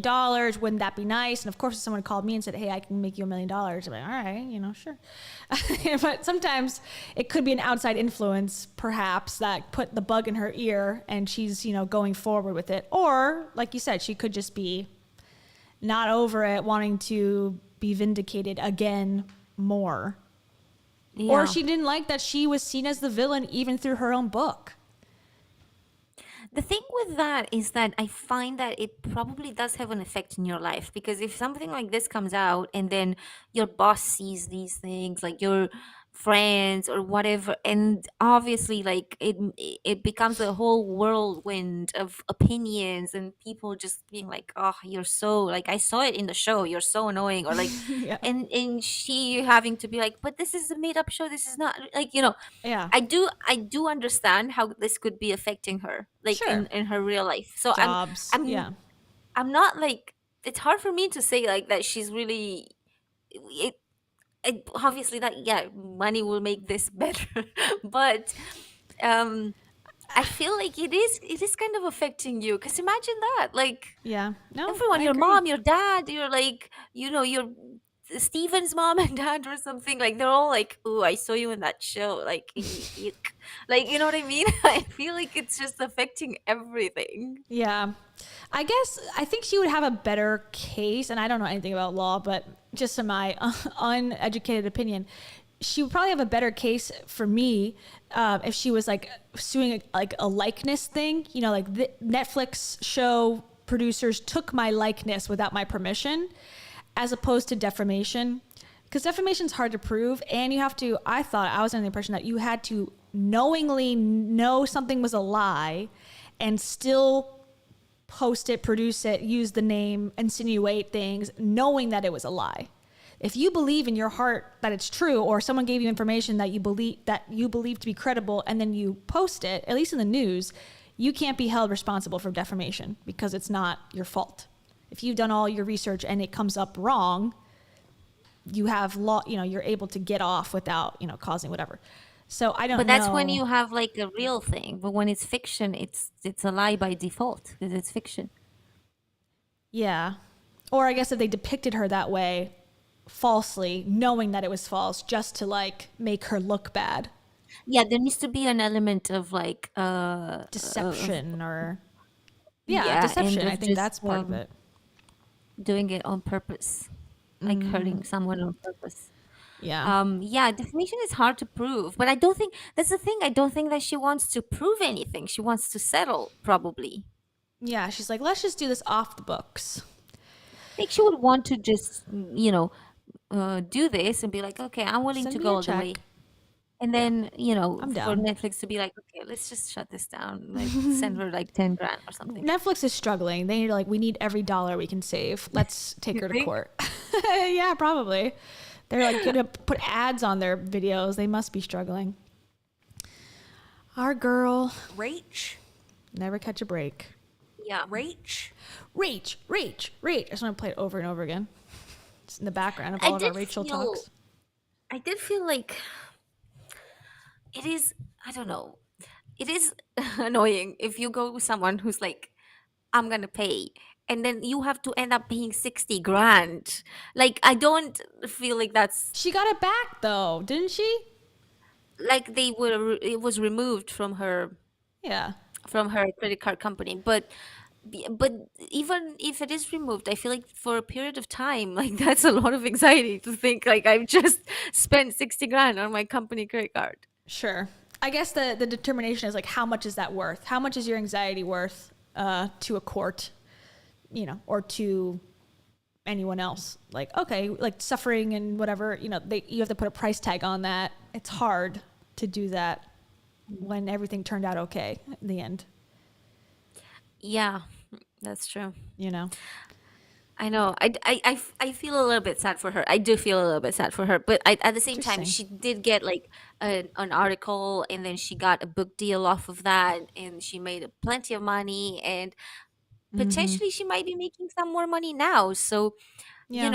I guess. But I do, even with the money making capabilities that she's displaying, I still think that was a stressful, awful situation to be in. I agree. I don't think that's a good position to be in. But you know who's probably more stressed? Anna. As her whole entire world was crashing down. Her whole make-believe God, world. yeah. Anna. I think this about Rachel. You are privileged AF. Yeah. But, I would can also agree. see getting a settlement. Okay. Do you have more things to say about this? I have to pee so bad. I'm so sorry. I did this yesterday. I felt guilty. But No, yeah, go on. okay. Go. Continue the conversation. Sans me. Yeah. So I don't know. I'd love to hear what you guys think about this, because I feel a bit like I'm on the fence. Like, some part of me wants to think that, she's totally clean and she's not doing this with any like intentions and whatever. But then the other part of me is very much like, clearly she's getting money and she wants more. So I find it a little hard to decide on which side I'm on. Hi, Rahel. She's been getting harassment since. Yeah. I This is the thing. I feel like you would be getting harassed by everyone online, by people who are now Anna fans and so on, but also just like everywhere you go, your family, your Christmas dinner, your whatever, everywhere you go, everyone would be knowing about this, and it does not look good in the show. It definitely does not look like she's a good person or anything. Does it? It didn't look like that to me. Like, it looked like she was a bit shady in the show. Thank you for subscribing.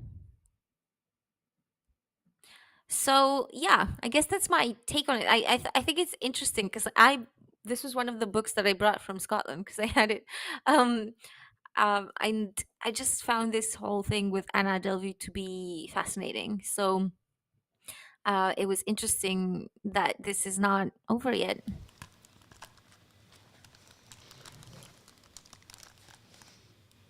Hi. Hi.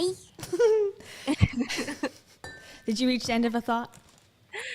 Well, to be honest, like what I was saying is just that I can't really figure out where to place myself. If I am like, oh, Rachel is just doing this for money, or, this must suck for her too. So If you're a stan or a hater? Yeah. I think I'm don't a know. hater more so. I don't know. I think it's my bias though, because if she was someone who, if she was one of the employees that worked at the hotel or something that was just trying to make it and got scammed by Anna, I would definitely 100% be on their side. Like, you know, that sucks. But, you know, seemed like a little bit of like, oh, you're rich and you have connections. I'll be your friend. Oh, you're going to pay for dinner. I'll be your friend. Oh, you're going to screw me over. And now I'm going to like destroy you with everything I have. It seems a little unfair. Yeah. So, Yeah, but that's my I impression. agree. That's what I've been told via the Netflix series and the documentary. So But that's the thing. You see, this is the thing. we don't Like really Anna know. looks amazing. Anna looks like a genius, and like whatever. And Anna's the actual scammer there. Sure. Anna is the actual like proper scammer. Like she tried to scam banks out of like millions and millions, and she looks like this genius who is Yeah. just misunderstood, and she's doing it for the little guy. Mm-hmm. And if and in this whole story, the one person that needs to look bad is Anna, but it doesn't. She looks amazing. Like everyone Yeah. loves her online. She's been selling, I don't know if you've seen this, but she's been selling her drawings and stuff, and people are buying. It's like, Yeah.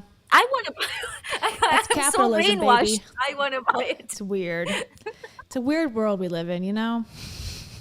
I think I at first I watched it and I was like, okay, she's cool. She's pretty badass. And it's everyone else that's stupid for believing her.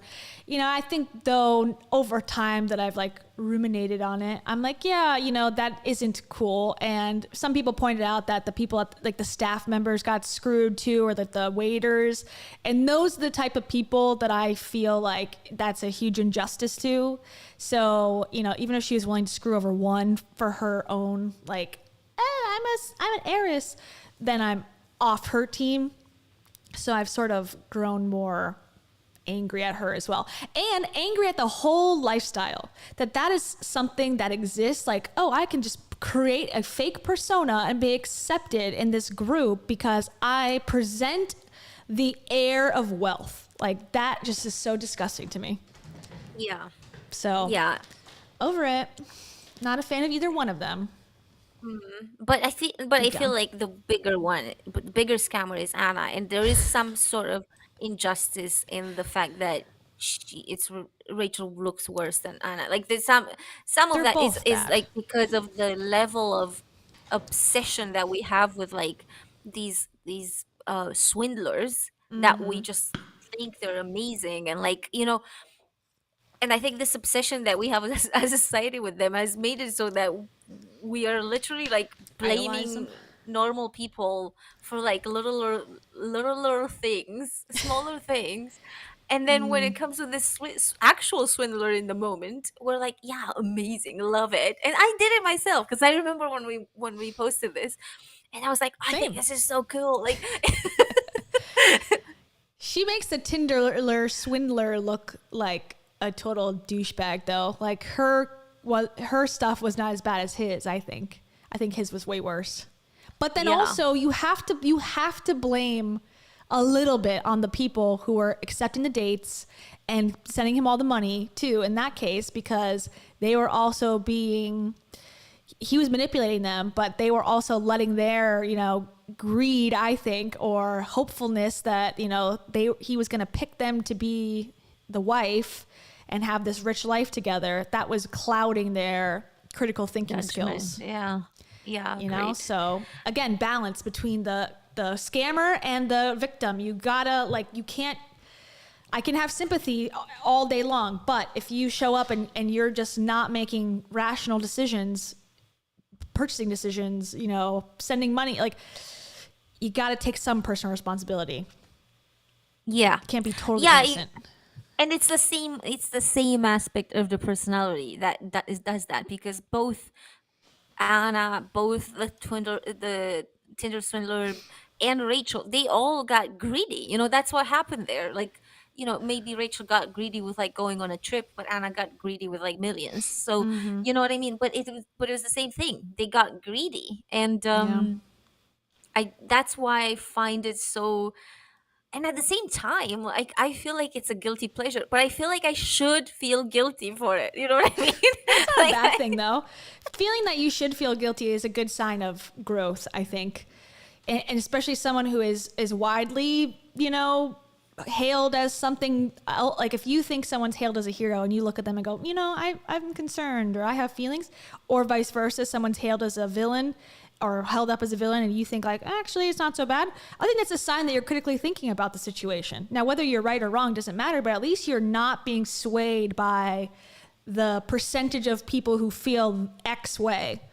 It shows that you're able to look at it from your point of view perspective, which I like. Yeah, and I'll admit it didn't happen initially. Yeah, me neither. This is after reflection. Yeah, and time, that's what on this channel, and I feel like in the community that we have, sort of created, I don't know if we created or joined or made or whatever on YouTube. It's a cult. Manifested, woman-fested ourselves from the ether. I would hope that, time is the factor that allows you to make different decisions. And that I wouldn't be like, well, you said 2 months ago that you liked her. So like nothing that you say from then now on, well, now I do that to, other people. But for you, it's okay. Hey, we're not talking about the people like we criticize. Yeah, no, we're talking about us. Okay. This only applies if you are the critic. Exactly. Exactly. Speaking of making money and being greedy, I think that leads us perfectly into this next and final topic, the new topic of the stream. Now, Cam has not seen this, and I don't have a whole lot of backstory of this person other than they are, part of the self-help development. I have a mastermind for $10,000. I made $1 million last month by dreaming big and being a badass boss babe, and you can do it too. I'll teach you how person. She interviewed Rachel Hollis before. She's interviewed Dave Hollis, and she's sort of known, at least from when I've posted about her before, as the crying personal development leader person's coach, because she tends to cry during her podcast interviews. And I remember she interviewed Dave after Pancake Gate happened, Dave Hollis, after Pancake Gate happened. He was getting slammed in the press, aka us. And we are the press in this case. Yeah, we are the mainstream media in these worlds. And Dave was like, coming on all like, I'm trying to sell my book, but everyone hates me. And she was like, she was crying. She's like, you are so brave. And I was like, oh God. So that's been my experience with her. She should have joined them in the car, when they're trying to sell the book by crying. Yeah. Or the other day when you streamed and they were trying to sell their $5,000 one day event with tears. That was also fantastic. I just want to help people. It's only 5,000, you guys. I worked all morning on this. I had to export a PDF, you guys. It took me 8 years to figure that out. So that's the vibe of this woman. And this is the one right here. Her name's Kathy Heller, the one with the glasses. And then the other woman is the woman she's interviewing, Danielle Canty, who's part of the Boss Babe brand, which we should talk about at some point. Yeah. And so I want to hear your thoughts on... We might have to play the violin music for this at some point. But this is get it from the meal prep guy. yeah. I'll take his. And basically, it's about her saddest day, or her she's gonna complain for a second. One of the days where I lost the most followers is when I celebrated like a huge win. I posted on my Instagram a text from my mortgage broker that I can buy a $10 million house. So there's a fear of like, dim it down, you might bother people, because boy, does that then sabotage your success if you feel that by being more successful, you will hurt other people. Or you, and I talked to Priyanka Chopra about this too, that she's like, we've been conditioned by the patriarchy that there's like not enough for women in general. So when we see women rising, sometimes we kind of animosity rather than like, no, that's amazing. She's paving the way. There's two types of people. There's a type of person who sees that and is like, wow, if they can do it, so can I, right? Because they live in abundance. No one's taking that away from them. No one's saying that they can buy a house of that amount. It's actually an example of, wow, if she can do it, so can I. The other type of person who is, and this is where we come into feedback loops. Our thoughts create our feelings, which create our actions, right? Well, those people were never going to try in the first place. And how wonderful that you've cleared your space of them, because they were probably always going to, like, you know, dampen your own vibration anyway. And so I think what's really a lesson to all of us as women is like, you get to celebrate yourself. You should unapologetically do that, and know that people like Kathy and I are going to be cheering you the hell on, because when one of the days where I lost. Okay, she got cut off there. First of all, oh my God, I wanted to throw up. Hold on. Disgusting. Wait, there's vibrations here too. We are all I have a lot of vibrators. things to say. I don't know where to start. Okay, I want to start with one of the less significant. But I hate it when people go like, there's two types of people. I'm like, you know what? There's probably like 150,000 categories. Losers and Leave winners. me alone. Yeah, everything is two types of people. You know, the ones who understand and the haters. Like, it's just chill the fuck out. There's probably like 100,000 categories. But they sound so smart, and so like they have figured it out, like or well, not to me, but they sound to some people like they figured it out, because they can categorize people in two categories, like two whole categories. It all boils down to two things. There's one thing in life. It's so annoying. And then there's the other. Like, yeah, and there's life and there's death. Like, oh my God.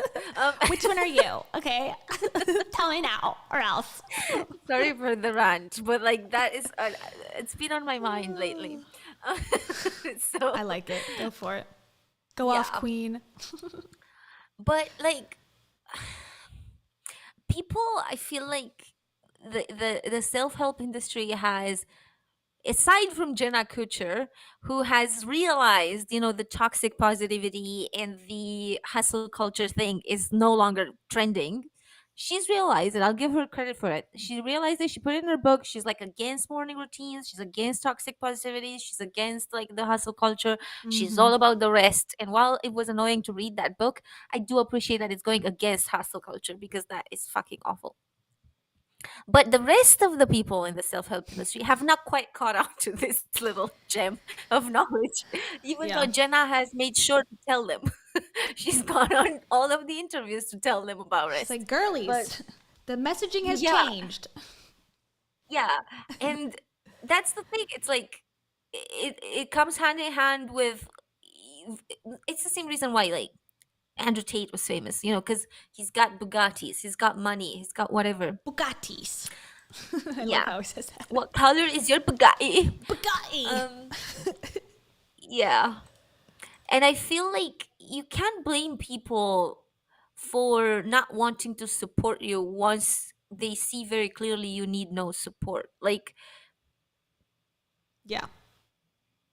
I'm just looking at her home that she's posted on the internet. Sorry. I'm listening. Well, that's very pretty. I would say, are those lemons? It says Lux Intimate Retreat September. My home. It's like, why What are those lemons? Are these lemons? Trees? No, they're Are like little those lemons? lanterns. If those are lemons, I'm gonna lose my mind. Why? No, they're like lanterns or something. Okay. Why? Okay. Because like lemons are so hard to grow. Oh. I'm sure she could hire a gardener with a $10 million house. Yeah, but you need to have the right climate, and it's very, you know. Anyway, but I don't think lemon trees are that tall anyway. But yeah, I think she just put some. She for put a some second. luxury lanterns on the trees. Can you imagine? Just a side note. Can you imagine describing your home as intimate luxe? Come to my home. It's intimate luxury. I feel like when people would say intimate lux, they like I would think a completely different thing. I'd be like, okay, I'm taking my date there. Yeah. Not I'm going to a retreat with 100 people. No, in intimate lux, what I want is, potentially to give head. Like, you know what I mean? Definitely not just to like talk about manifesting. Well, maybe you can do both. Who knows? You never know with these things. No, that's crossing a big line. Well, you can join the waitlist to enter my home. I always love those, so I like to open it up to all the people who want to pay to enter my home. For $10,000 for Jesus one Christ. day? No, 3 days. Okay, well. Hold on. I feel like when was this posted? The thing that I was talking about, One of the days. 5 days ago. I feel I don't know. Like after a pandemic, and when people are like in an energy and cost of living crisis and stuff, it just feels a bit tone deaf. Be like, look at my $10 million new luxe intimate home. I don't know if it's rich people and or if it's self-help development people or a mix of both, but there seems to be a confusion for them of freedom of speech and undying love and support. They don't see the difference, I think, a lot of times, because people will say, oh, I told people about my $10 million luxury home and some people didn't like it. How dare you, and start to go off and go like, this is the problem with the world. Or Rachel Hollis has said since Toiletgate, she's like, we've really lost listening to celebrities' opinions. All celebrities do now is post a picture with an emoji, and we're missing out on the caption. And it's like, no one is preventing them from posting. The only thing that people are doing is saying how they feel about it. And there's no way that you can prevent someone from saying, this is a fucking piece of shit post. Bye, horrible. And we all have the ability to post that now. Now, should you? I don't know. But like, she's like, oh, people unfollowed me because I said I had a $10 million home. It's like, that doesn't mean that there's any less support for what you're doing, or like, I don't know. It's just like, you want people to like fawn over the fact that you can buy a $10 million home. Why would I do that? I also think it's like weird, and how do you live with yourself type of thing. I struggle with that. Like, how do you live in a $10 million house and not obsessively think like, oh my God, could I have bought a $9 million home and helped people with my other $1 million? Like, I think that all the time. And I try to push those feelings down, but it is something that I do wonder, like, how do you sleep at night? And I also feel like I don't know the full story of this, but I feel like this isn't the full story, because I feel like she's like, oh, people unsubscribe because I posted my house. Did they unsubscribe or they unfollow because you posted your house, or did you say something like, were you being like, see, I work hard, like, what I mean? Totally. She probably said, she's a manifesting queen, so she probably said, I manifested this from my journaling, blah, blah, blah. I think better than you. Yeah. Like, because if you're, I don't know, people tend to follow people who are rich and wealthy. Like, they tend to genuinely follow them. Like, this is the only reason they follow Andrew Tate. Yeah. And it's kind of like she's saying it's because of this, but I have just my instinct to like, people you probably said something that pissed some people off. Yeah. Mm-hmm. And that's a different thing. And it's like, is it not enough for you to have a $10 million house? Like, that's a sickness, in my opinion. Like, it's not enough for you to have and to be living and to be secure enough and, financially abundant enough to live in this $10 million house, that you have to also get social media, like, validation about it. What is wrong with you? Sorry. Well, it's not enough, because the reality is that that's how they're getting this money. It's through social media, so they can't let that go. And that's why the whole thing you were telling me about Rachel, that she was saying like, people, like, celebrities don't have opinions. That's all celebrities do. That's I know. all they do. That's their Like, who are career, you to have talking opinions. about? What else do they do? They just speak. Yeah. Literally, they speak. That's it. Like nothing else. Aside from actors and whatever who are actual working people, celebrities, they just go on podcasts and speak. Every Like me celebrity, right now. I am every celebrity that I know of that I've ever heard be a celebrity has a show, has a podcast. Every single one. Yeah. Like, it's the same thing now. They're all coming to TikTok. It's like it's not enough, and I don't know if it's the type of personality that they have to become a celebrity and to make it long term. You just can't let things go. It's like sort of like Will Smith. Like Will Smith was at the top. He got the best actor. He's a blockbuster, millions of dollars. But he has to be on YouTube. He has to be on TikTok. He has to be like the number one person on everything. And then he still has issues. It's like, are we celebrating these people correctly? Like, are we looking at success correctly and going, wow, that's what I wish I could do or wish I could have? Or are they like ill, in a way? Like, Yeah. like the prescription to feed their problem is like a mansion. And it's not working. Like they need a new prescription because obviously something's wrong here. Right? Yeah, and the thing is, it's not like we should not celebrate them if they have anything going on. Like, because what, then we're just gonna celebrate people who are healthy already and, and they already don't have any mental health problems and they are lacking nothing. That's also, but I think it's just more a matter of greed, what you're describing. I think it's just because it's never enough. They're just constantly moving on to the next thing and they need to like win the next battle and whatever. It's never like, okay, I've had enough. And this is maybe one of the things that I actually controversial again, get your cameras. Marie Forleo does this like a little where she's refusing to go on a lot of things. Like she does go on some, but like she's not very like, she's like, okay, I'm making plenty of money. I'm not gonna try to like top Tony Robbins or something. That's good. So yeah, no, she's spoken about that because she refused, for example, like at one point, and sometimes I don't believe them when they say these things, but let's say she lied about the number, but she refused to go like at a conference for like $1 million. And they're gonna pay her $1 million to do a conference. Yeah. Okay. Yeah. That's the thing. I don't know if I believe the number, but okay, she refused the money to go to a conference, and I believe her. Spoke about the fact that she thinks it's like manifesting because then the next day Oprah got in touch with her. Anyway, if I have to hear Oprah one more time, I know.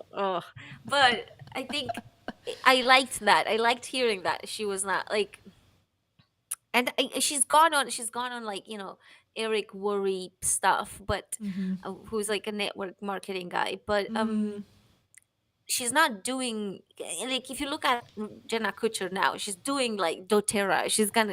She just did the thing with Tony Robbins and Dean Graziosi, and like she's going to all these things for money, obviously, and I feel like it just seems to never be sufficient. So I did appreciate that, but that being said, that does not me complimenting Marie Forleo does not equal endorsing. I think we've heard it here, folks, that you love Marie Forleo. I think I have a soft spot for her, but yeah. I mean, she's not as bad as some of the others. Definitely not.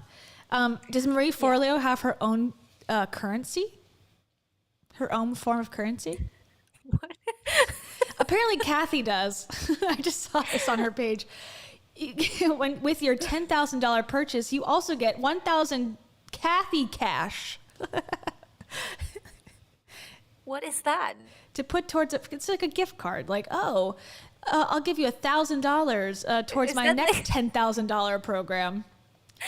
I thought it's like Joey's like hug cards or whatever. He didn't have presents, so he was like. That's good. That's a good point. Yeah. Oh, wait, hold on. We talked about Oprah, so I have to bring this clip up. You have to think think instead of sitting around eating Skittles and watching Oprah reruns. This guy hates Oprah. He hates Oprah. He probably loves Oprah. He would He die should to get on come and Oprah. talk about Oprah with us on Cringe-Fluencers. We need to talk about Oprah. Oprah is canceled. No, well, sort of.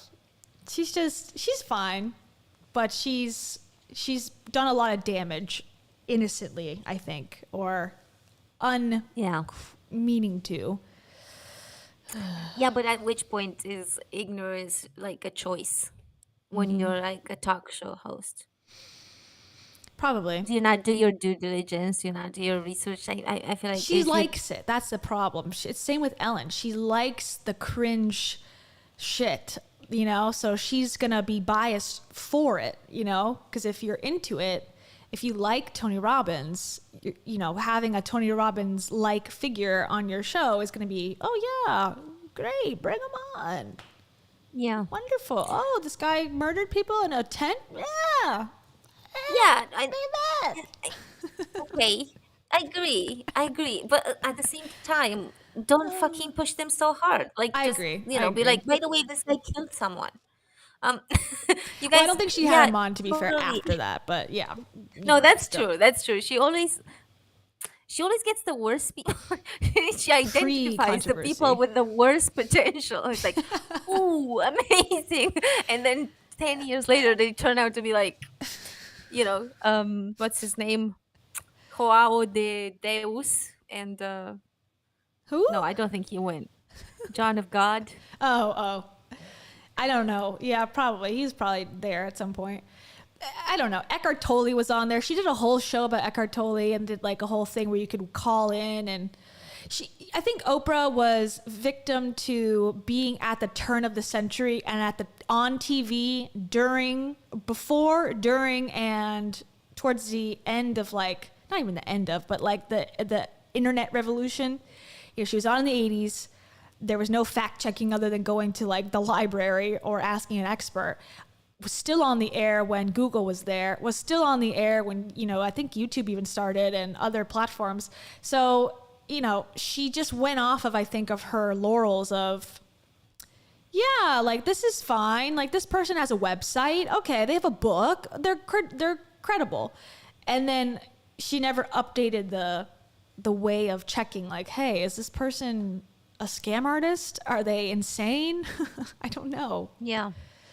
That's my 2 cents. Yeah. They loved being lazy because it got them a lot of views. And people, that's the problem, because, and I think that's the problem today as well, with people who aren't personal development people promoting spirituality and personal development scammers on their platforms. It's even more damaging than someone like a Tony Robbins promoting another personal development person.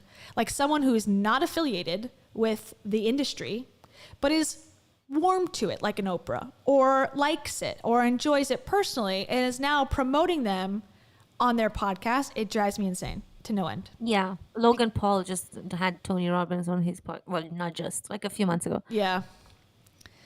Like, why are you, and I the felt kids? so like icky. It was like, oh, he doesn't care because like what he wants is people to come to his conference that costs like I don't know how many millions or something. And Yeah. so what if they're kids? You know what I mean? Yeah. Mom, He can. I want to he be can a scam millionaire. He can scam anyone, not just adults. Come on. Of course, yeah. Think big. Think big, baby. Oh, they need You to know have what a I mean? kids' personal development conference. They probably do already, to be quite honest. It probably exists somewhere. I know they have kid MLMs, which is terrifying. So, you know. I mean, when they're watching Logan Paul and they're like 18, why not come? Or even 17, even 14, why not? Yeah. They'll probably, like Gary Vee, I feel like has the audience of 5-year-olds to like 15 down pat in the personal business, you know, alpha male, alpha boy. He's the alpha boy, basically, Gary Vee. But yeah, Tony, I could see him moving into that territory. Imagine having like a teenager, a 12-year-old who's like being brainwashed by Gary Vee, coming like at dinner, being like, "Mom, I want to buy an NFT. Mom, I promise you, this is the thing." Yeah. Like, no. Okay, wait. God. Before we go off of Kathy Bucks too much, I just want to read her. Just because I think like I need to do something about her, or we need to do something about her further. But I want to just give you her perspective on how she got to where she is, and I think it's interesting. Okay. Hi, I'm Kathy Heller. 5 years ago, I recorded the first episode of my podcast in my closet. Why do they always fucking say that? Every time they have to not clarify. in her car. Not in her car like Jenna? Not in a professional audio studio? Ugh, wow, relatable. Thank you so much, Kathy. Yeah. In my closet. Okay. I didn't have an Instagram account or email list. I just brought my heart and showed up with my gifts. Okay. I will till my dying day find out how that is bullshit. This is like inspires me to no end. Okay. That show has since grown to 31 million downloads. I've built a multi-7-figure business doing work I absolutely love. I have a family I adore. Wow, this is so humble. I love this. I mean, I wonder why people unfollowed. Like, I've never shit my pants once. Not ever. Okay. Cool. All right, sorry. My deep understanding of the principles of abundance is why I created this life. We are abundant and whole and infinite. We often just live from ego and lack and scarcity. It has nothing to do with me being a white female born into wealth, most likely. Okay, sorry. Yeah.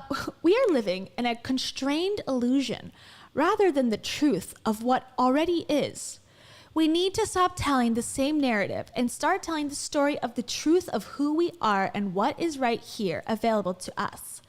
This is the powerful work we will do together in this luxe, intimate retreat that's also my home.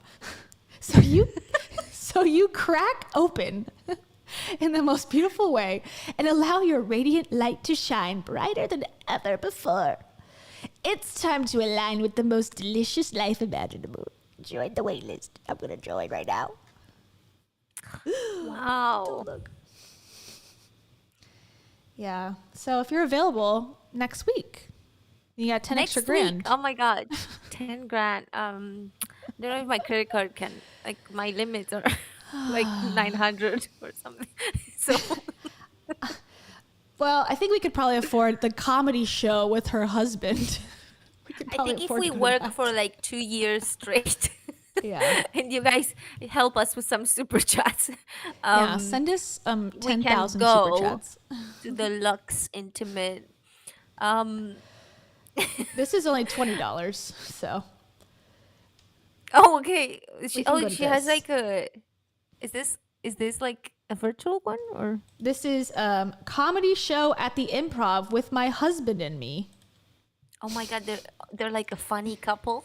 Probably, yeah, I'm sure. Do you guys know the joke about abundance in this world and the vibrations that we live at?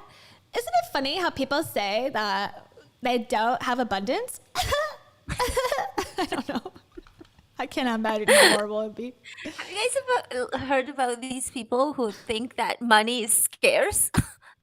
Losers. Boo. I paid good Kathy cash for this. I want my Kathy cash back. I have my. I'm sorry. That was so inappropriate. What? Just what I was thinking. Oh. Anyway. Well. So. Jelly is so hilarious. Wait. The comedy show with her husband. Just a live stream of them interacting. Oh my God, that cracked me up so much. Probably. That sounds right. Yeah. Man. Now we got to that part of the podcast. Yeah, it starts to become unhinged. Yeah. I'll show you her husband's on here, of course. Here's the husband here. Yourself. But in 40 years, I'll be 50. Hey. Good man. Can you That's thinking very linearly. She goes, hey, can you smile? Did you hear that? I'm trying to take a picture. She did? What? What did she do? She Right. The middle finger. Towards yourself. But in 40 years, I'll be smile. Hey, that's a good man. Can you That's, guys, wait, can you that's smile? thinking very linearly. Okay. What a comedian. Wow. Can you smile? God. Oh, Yeah. Lord. That was so cringe. Like, what? How was that funny? Can you smile? I guess that wasn't their routine. Oh, okay. He must have won. Just like what he's is that routine that he sits on the couch while she, puts the kids to sleep and stuff. Yeah.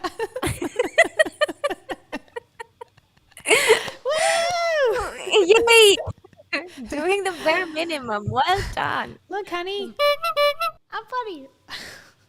Yeah. Oh. Every post she does, I've noticed she's like, well, I guess not this one. She's like, she's crying. See, she's crying here. But she's like, drop a smile if this resonates. Drop a clap if you have the clap, whatever. Whatever she get engagement. It's so funny. Even this one, like, clap your hands if you're a fan of The Office. Like, okay. How do you clap? Just clap in front of the computer or the front of the phone? Do you have to put the phone down to clap? Drop a When you see fire this if you on were Instagram. manifested. Sorry guys, I feel like because it's like late in the day for me. I always get unhinged first, but This is her Lux. This is the tree, I think, that has the lemons. I think that's what the lemons are. Those hangy lights, I believe. oh no, because the house was black. Oh, I maybe they noticed because I painted. love black. Oh, well.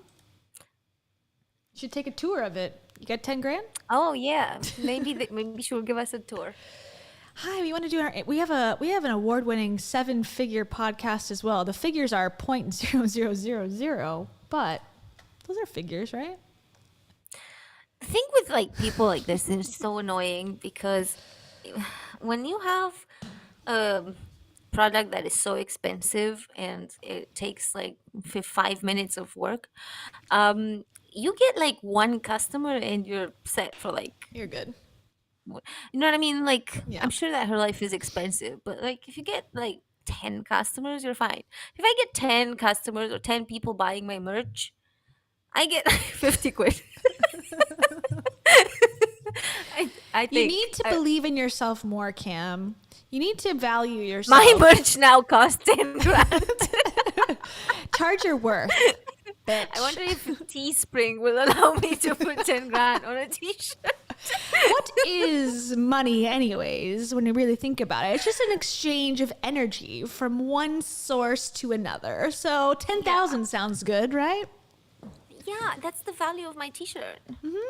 It's really the heart and soul that you put into it by uploading your JPEG or whatever PNG. It takes a lot. And I bet I put more work into that than Kathy Heller is putting into this retreat. So, I mean, okay, I don't care. Whatever. What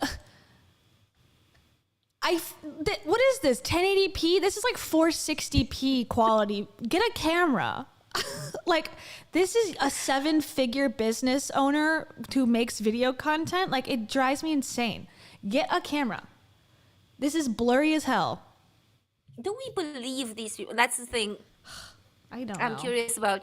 Do we believe them when they say, I'm a 7-figure, blah, blah, blah, I'm a multi-millionaire, I'm worth 400 millions, like Ed Milet? I do. Low And I think it's influencers were, a problem that I do. yeah. No, but I feel like loads of influencers were exposed for like renting out flats and stuff like that and pretending like that's their house. Like Dan, whatever his name is, Dan Locke. And loads of them, like were, Bilzerian.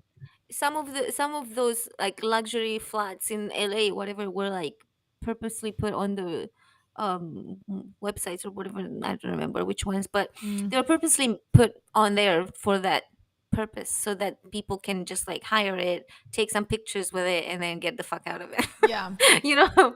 And they literally Isn't that did fraud? that. They pretended. Yeah. Okay, just making sure.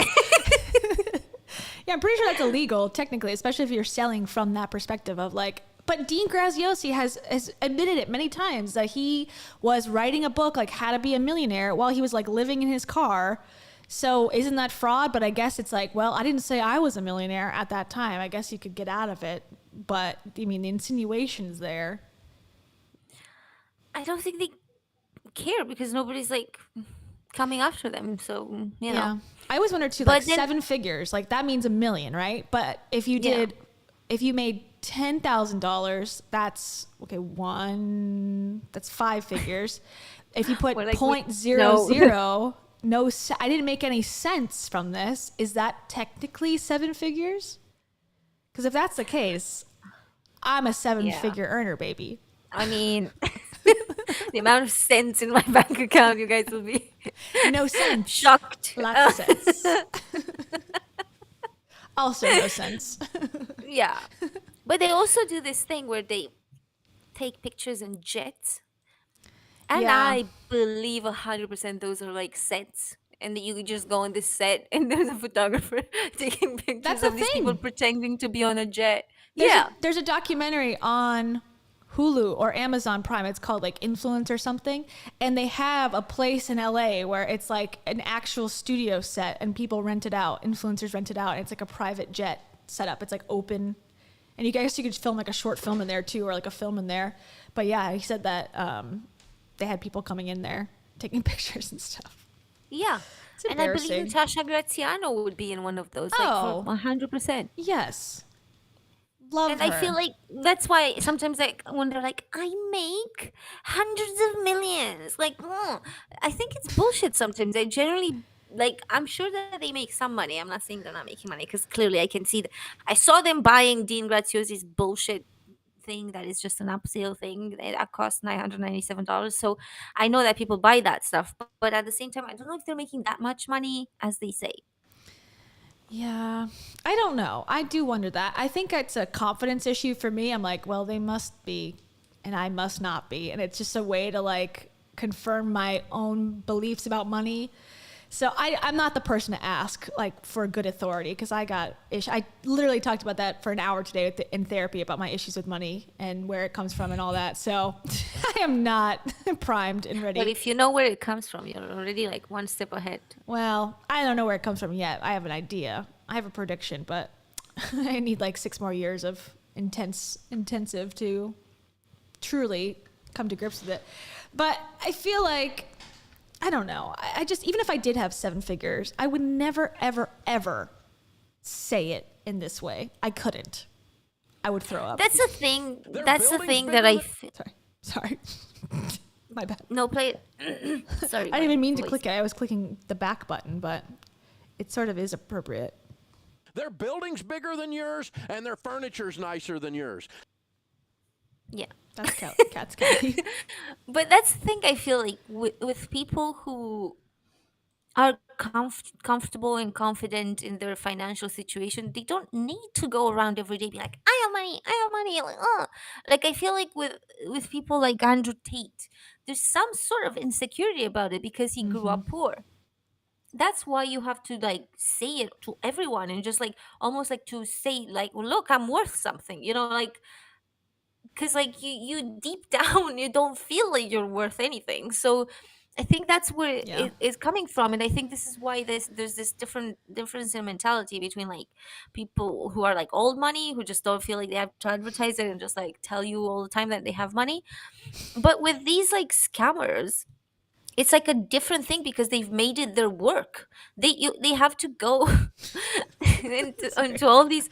I literally had to watch Ed Milet, like interviews with Ed Milet. I had to watch hours and hours of it. Yeah. And it's the same exact thing. Like you go from one interview to the next, saying the same exact story, the same sob story. Oh my God, one he did an Arbonne, obviously, and he literally like pantomimed his dad dying. Go on. Like a tableau? Like he like imitated the voice his dad was making. Like, oh no. while dying, on his deathbed and stuff. And I was like, he's like, son, this is so disgusting. Like, make why sure are you you're a doing this? millionaire, no matter what. Like something like, son, I'm so proud of you. Like, it's just like, shut up. Why are you saying Oh this my God. in front of thousands so of cringe. people at a, like, but that's what they're doing. They're using these like, I'll bring him up in case no one knows it's who he is. poverty porn. I feel so disgusted. Like, I feel like he went loose in the Arbonne thing. Like, normally in interviews he reels it in a little bit, but like, in when person you're events, speaking like to that's when MLMs, MLMs and in person, that's when the wheels come off the train. Like, they just tell everything, and it's like, oh my God, like, yikes. It's disgusting. I was like, you're using these stories. Like, what is the purpose of that? And people were obviously like getting teary-eyed in the audience. I'm like, no, I can't blame you for getting teary-eyed because he's just told you like the fucking emotional story of his dad dying. Of course you're gonna, because you put yourself in their shoes and you're like, or maybe you were even in that situation, your dad already died, and you're just obviously gonna get emotional. And they know that, and they use that, and for the purposes of what? Being like, see, I'm great. Like, what did you gain in that moment? I'm like, I don't understand. You just made a room full of people just think of that for them to think that you're something, or like, I'm telling you, it's a sickness. These people are all sick. Yeah, this is a disease that has no name yet, but will be diagnosed in the year 2047. Like, I could never imagine going on 100 podcasts and just telling you the most disgusting things, the most awful things, the most shameful things that have happened to me.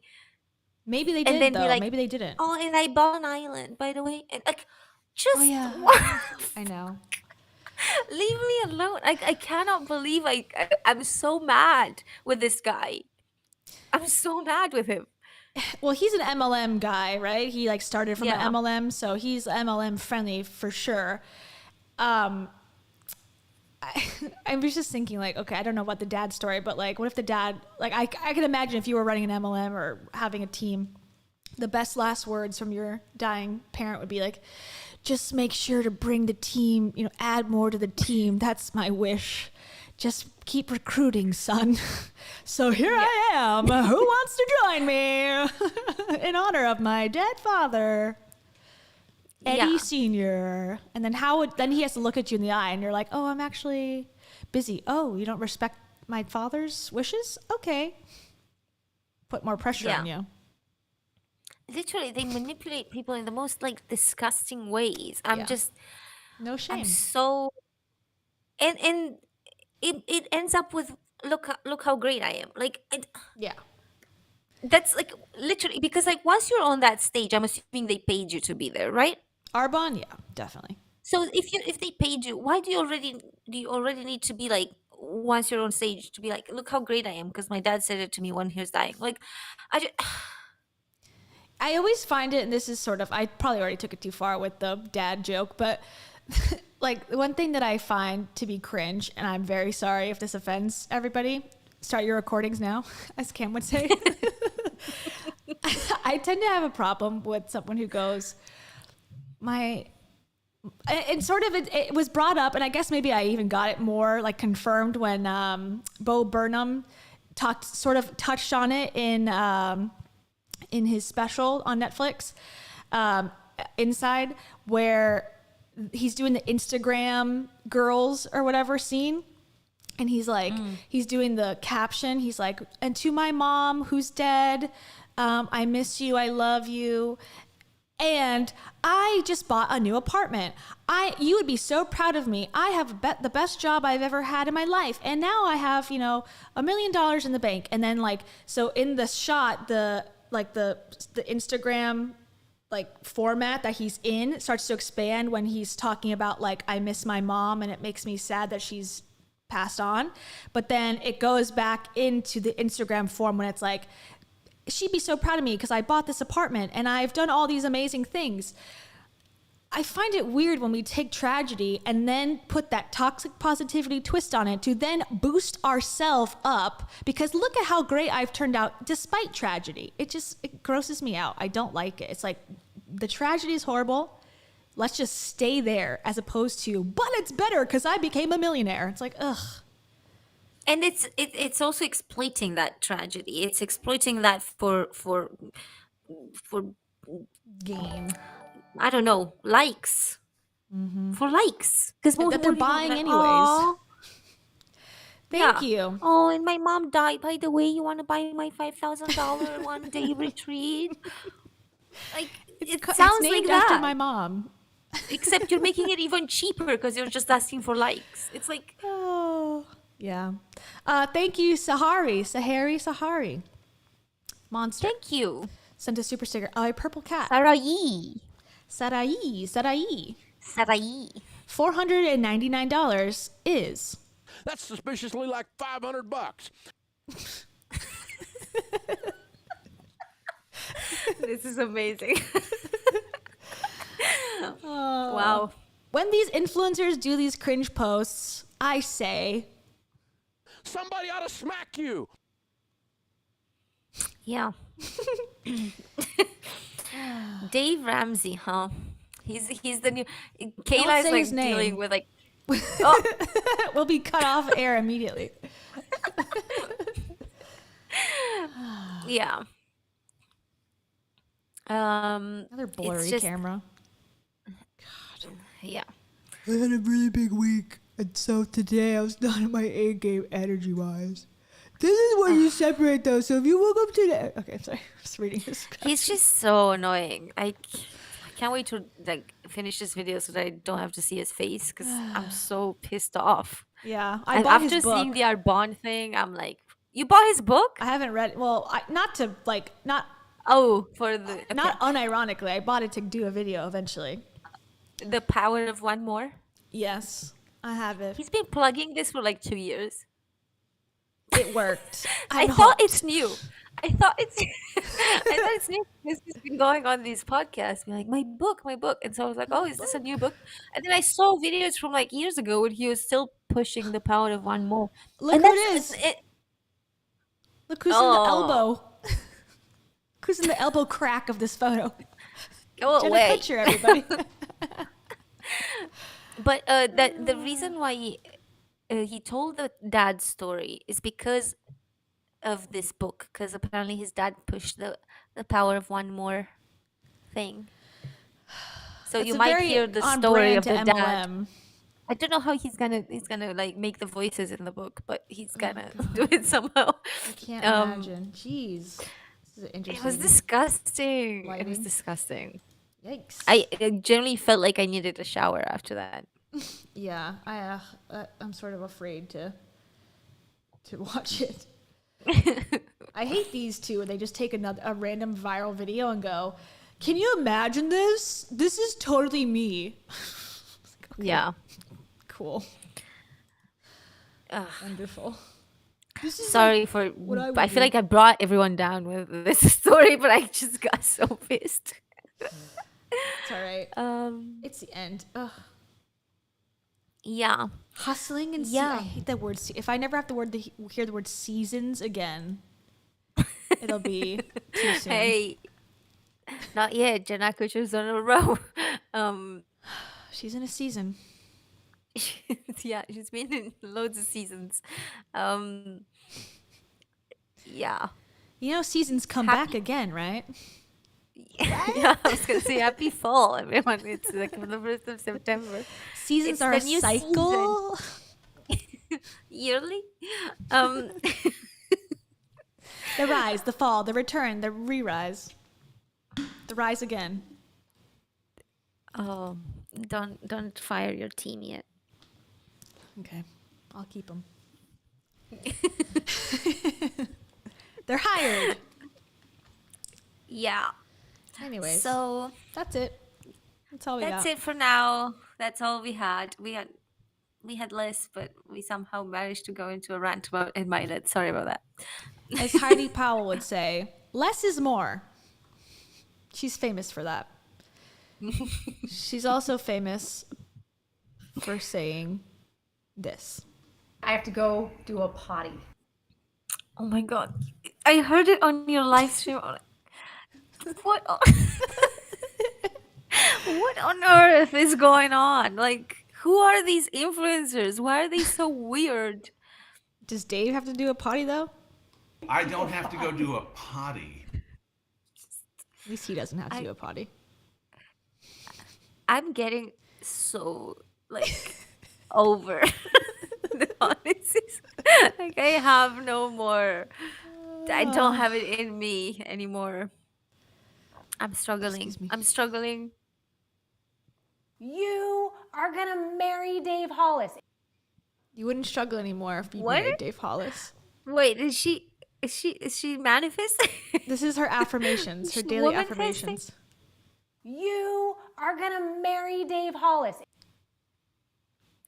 Who said that to her? Or why is she saying that? She was quoting someone she was quoting her publicist, who, when she met Dave Hollis, the lady said that allegedly to her. And she made sure that Dave would hear it. Yeah. Wow. Exactly. Doesn't reek of anything. It's okay to cry. Did you see her post from last night, by the way, that someone had said she did this whole thing where she's like, guess what my announcement is? And people were like, you're pregnant. And she's like, no, I'm not pregnant. You're engaged. She's like, I'm going to leave that to Dave to answer that one. And I was like, what does that mean? What? Like, you are engaged or you're not? That is or so you cringe. were and now you don't want to be, or what? I'd rather die alone. I don't think Heidi would agree with you on that. I think that's not what she wants. I We're would. best friends. They're just best friends. I would literally. I don't understand why she's pushing so hard, because Dave is not the biggest catch right now. How is he not giving her the ick? I don't. No. You're gonna do like those like serial killer letters where they're clipping from newspapers. You're like clipping from interviews. Yeah. Oh yeah. Hold on. For me. I guess that's kind of like an ending me. I don't know about me dealing with that issue, but Get your hearts ready. because You are privileged AF. Yeah. I've been doing this one at the end of all the shows. The one about the clear, clear, clear. Because it's like, we're clear, we're done, we're over it. We're over the show. Nice. One final blessing for everyone watching. Are we downloading the show into our consciousness? I had a download. Anytime I have a thought, I'm going to be like, I had a download. Yeah. When I take a nap, I'm like, I had a systems update, and I feel great now. I am now running on Monterey, Sierra Nevada. Oh my god, that's hilarious. She used the engagement ring. What do you mean she used the engagement ring? I need to see this. This is news to me. Do you not, the first thing in the morning, open up Instagram and look at their Instagrams? Oh, no! Gosh, do you guys do this? Yes. Okay. No, I can't Unfortunately. stomach it. I need to be like, I need to have had 2 coffees and just be ready. You know, like I need my armor on. I need to just be ready. But perhaps be at emotionally. the gym and like hitting a sack of box or something. And then I can.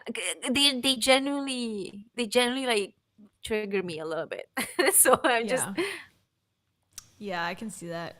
Yeah, this is the one she's talking about. Swipe for a big announcement. Ring, muscle, love. Oh my god. Guess what? Does this work on people? Like if you Yeah, it does. keep like plugging rings and stuff? I guess. Do you think that is this just sort of like making Dave slowly used to the idea? She thinks it's of getting subliminal her a messaging, ring? but it's like actually like so in your face. You can't. It's like blinging a GIF blinging on the screen. She's like, maybe I'll just pop a hint. It's like it's past the hint part. This is so. I don't. Guys, if you ever see a post from me, Isn't this such a weird? Hold on. Isn't this such a weird thing? I'm like, who the fuck is this in the corner? This like little person in the corner of this photo. then why did she not crop it? Well, you're supposed to scroll over, and then it's like, okay, she's there, but like, why? It looks so weird. It's like she's like doing a dip on the chair, and then this woman's like not facing her, doing her own thing, but she's not proportionate. She's like too small. It's like, what? Do you think it's Photoshop? No. Do you think like they stretched the picture so that Heidi looks taller? So they stretched it in a way that this woman looks smaller. I don't know what they're doing. Why? I guess it's to make you scroll over, and maybe that does something for engagement. I don't know. But then Yeah, why I don't would think they thought it overscroll? through. Don't worry. I don't think anyone thought it through to be like, oh, we're like gonna put this little hint of a woman here to scroll. Like, this is Dave and Heidi Hollis. Like, nobody's thinking through those things.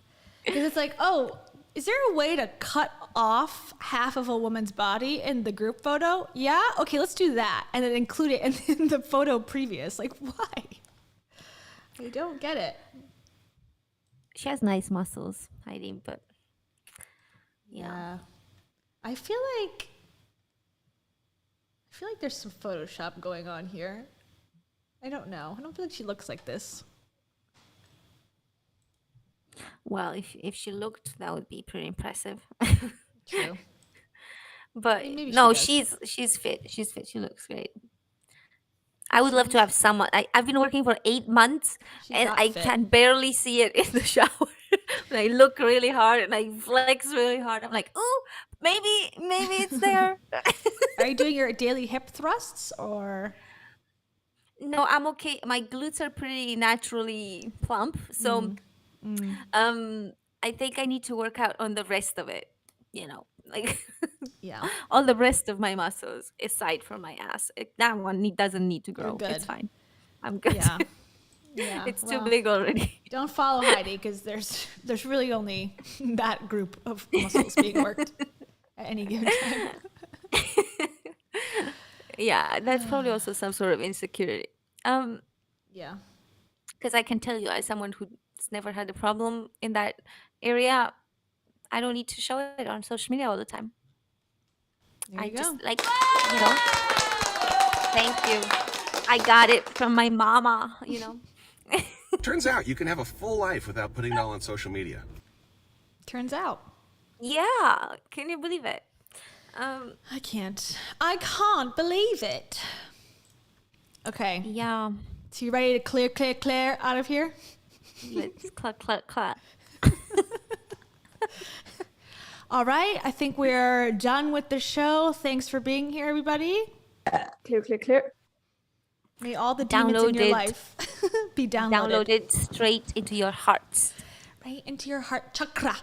Get your hearts ready for this download. Get your hearts ready. God. The amount of sound bites I so play in my cringe. eyes too. Or my eyes play. Oh my God. Get your hearts ready. Yeah. Me. Kelly Ripa. Oh my God. Thanks for mentioning Kimberly. Kelly has copyright claimed us and she will not let go of the escrow. Well, I think technically it's Harper's Bazaar. Well, whatever. Same. We can't defame Kelly Ripa, okay? She has a hard enough daily life as it is. That's She doesn't true. need the negativity. Okay. What I meant to say allegedly was that our video on Kelly was copyright claimed by some unknown source. Entity. Yeah. The magazine that did the video claimed it. Yeah. So, guess we'll just be poor forever. Yeah. So, All clap, right. clap, clap. Click, click, click. Clear, clear, clear. Bye.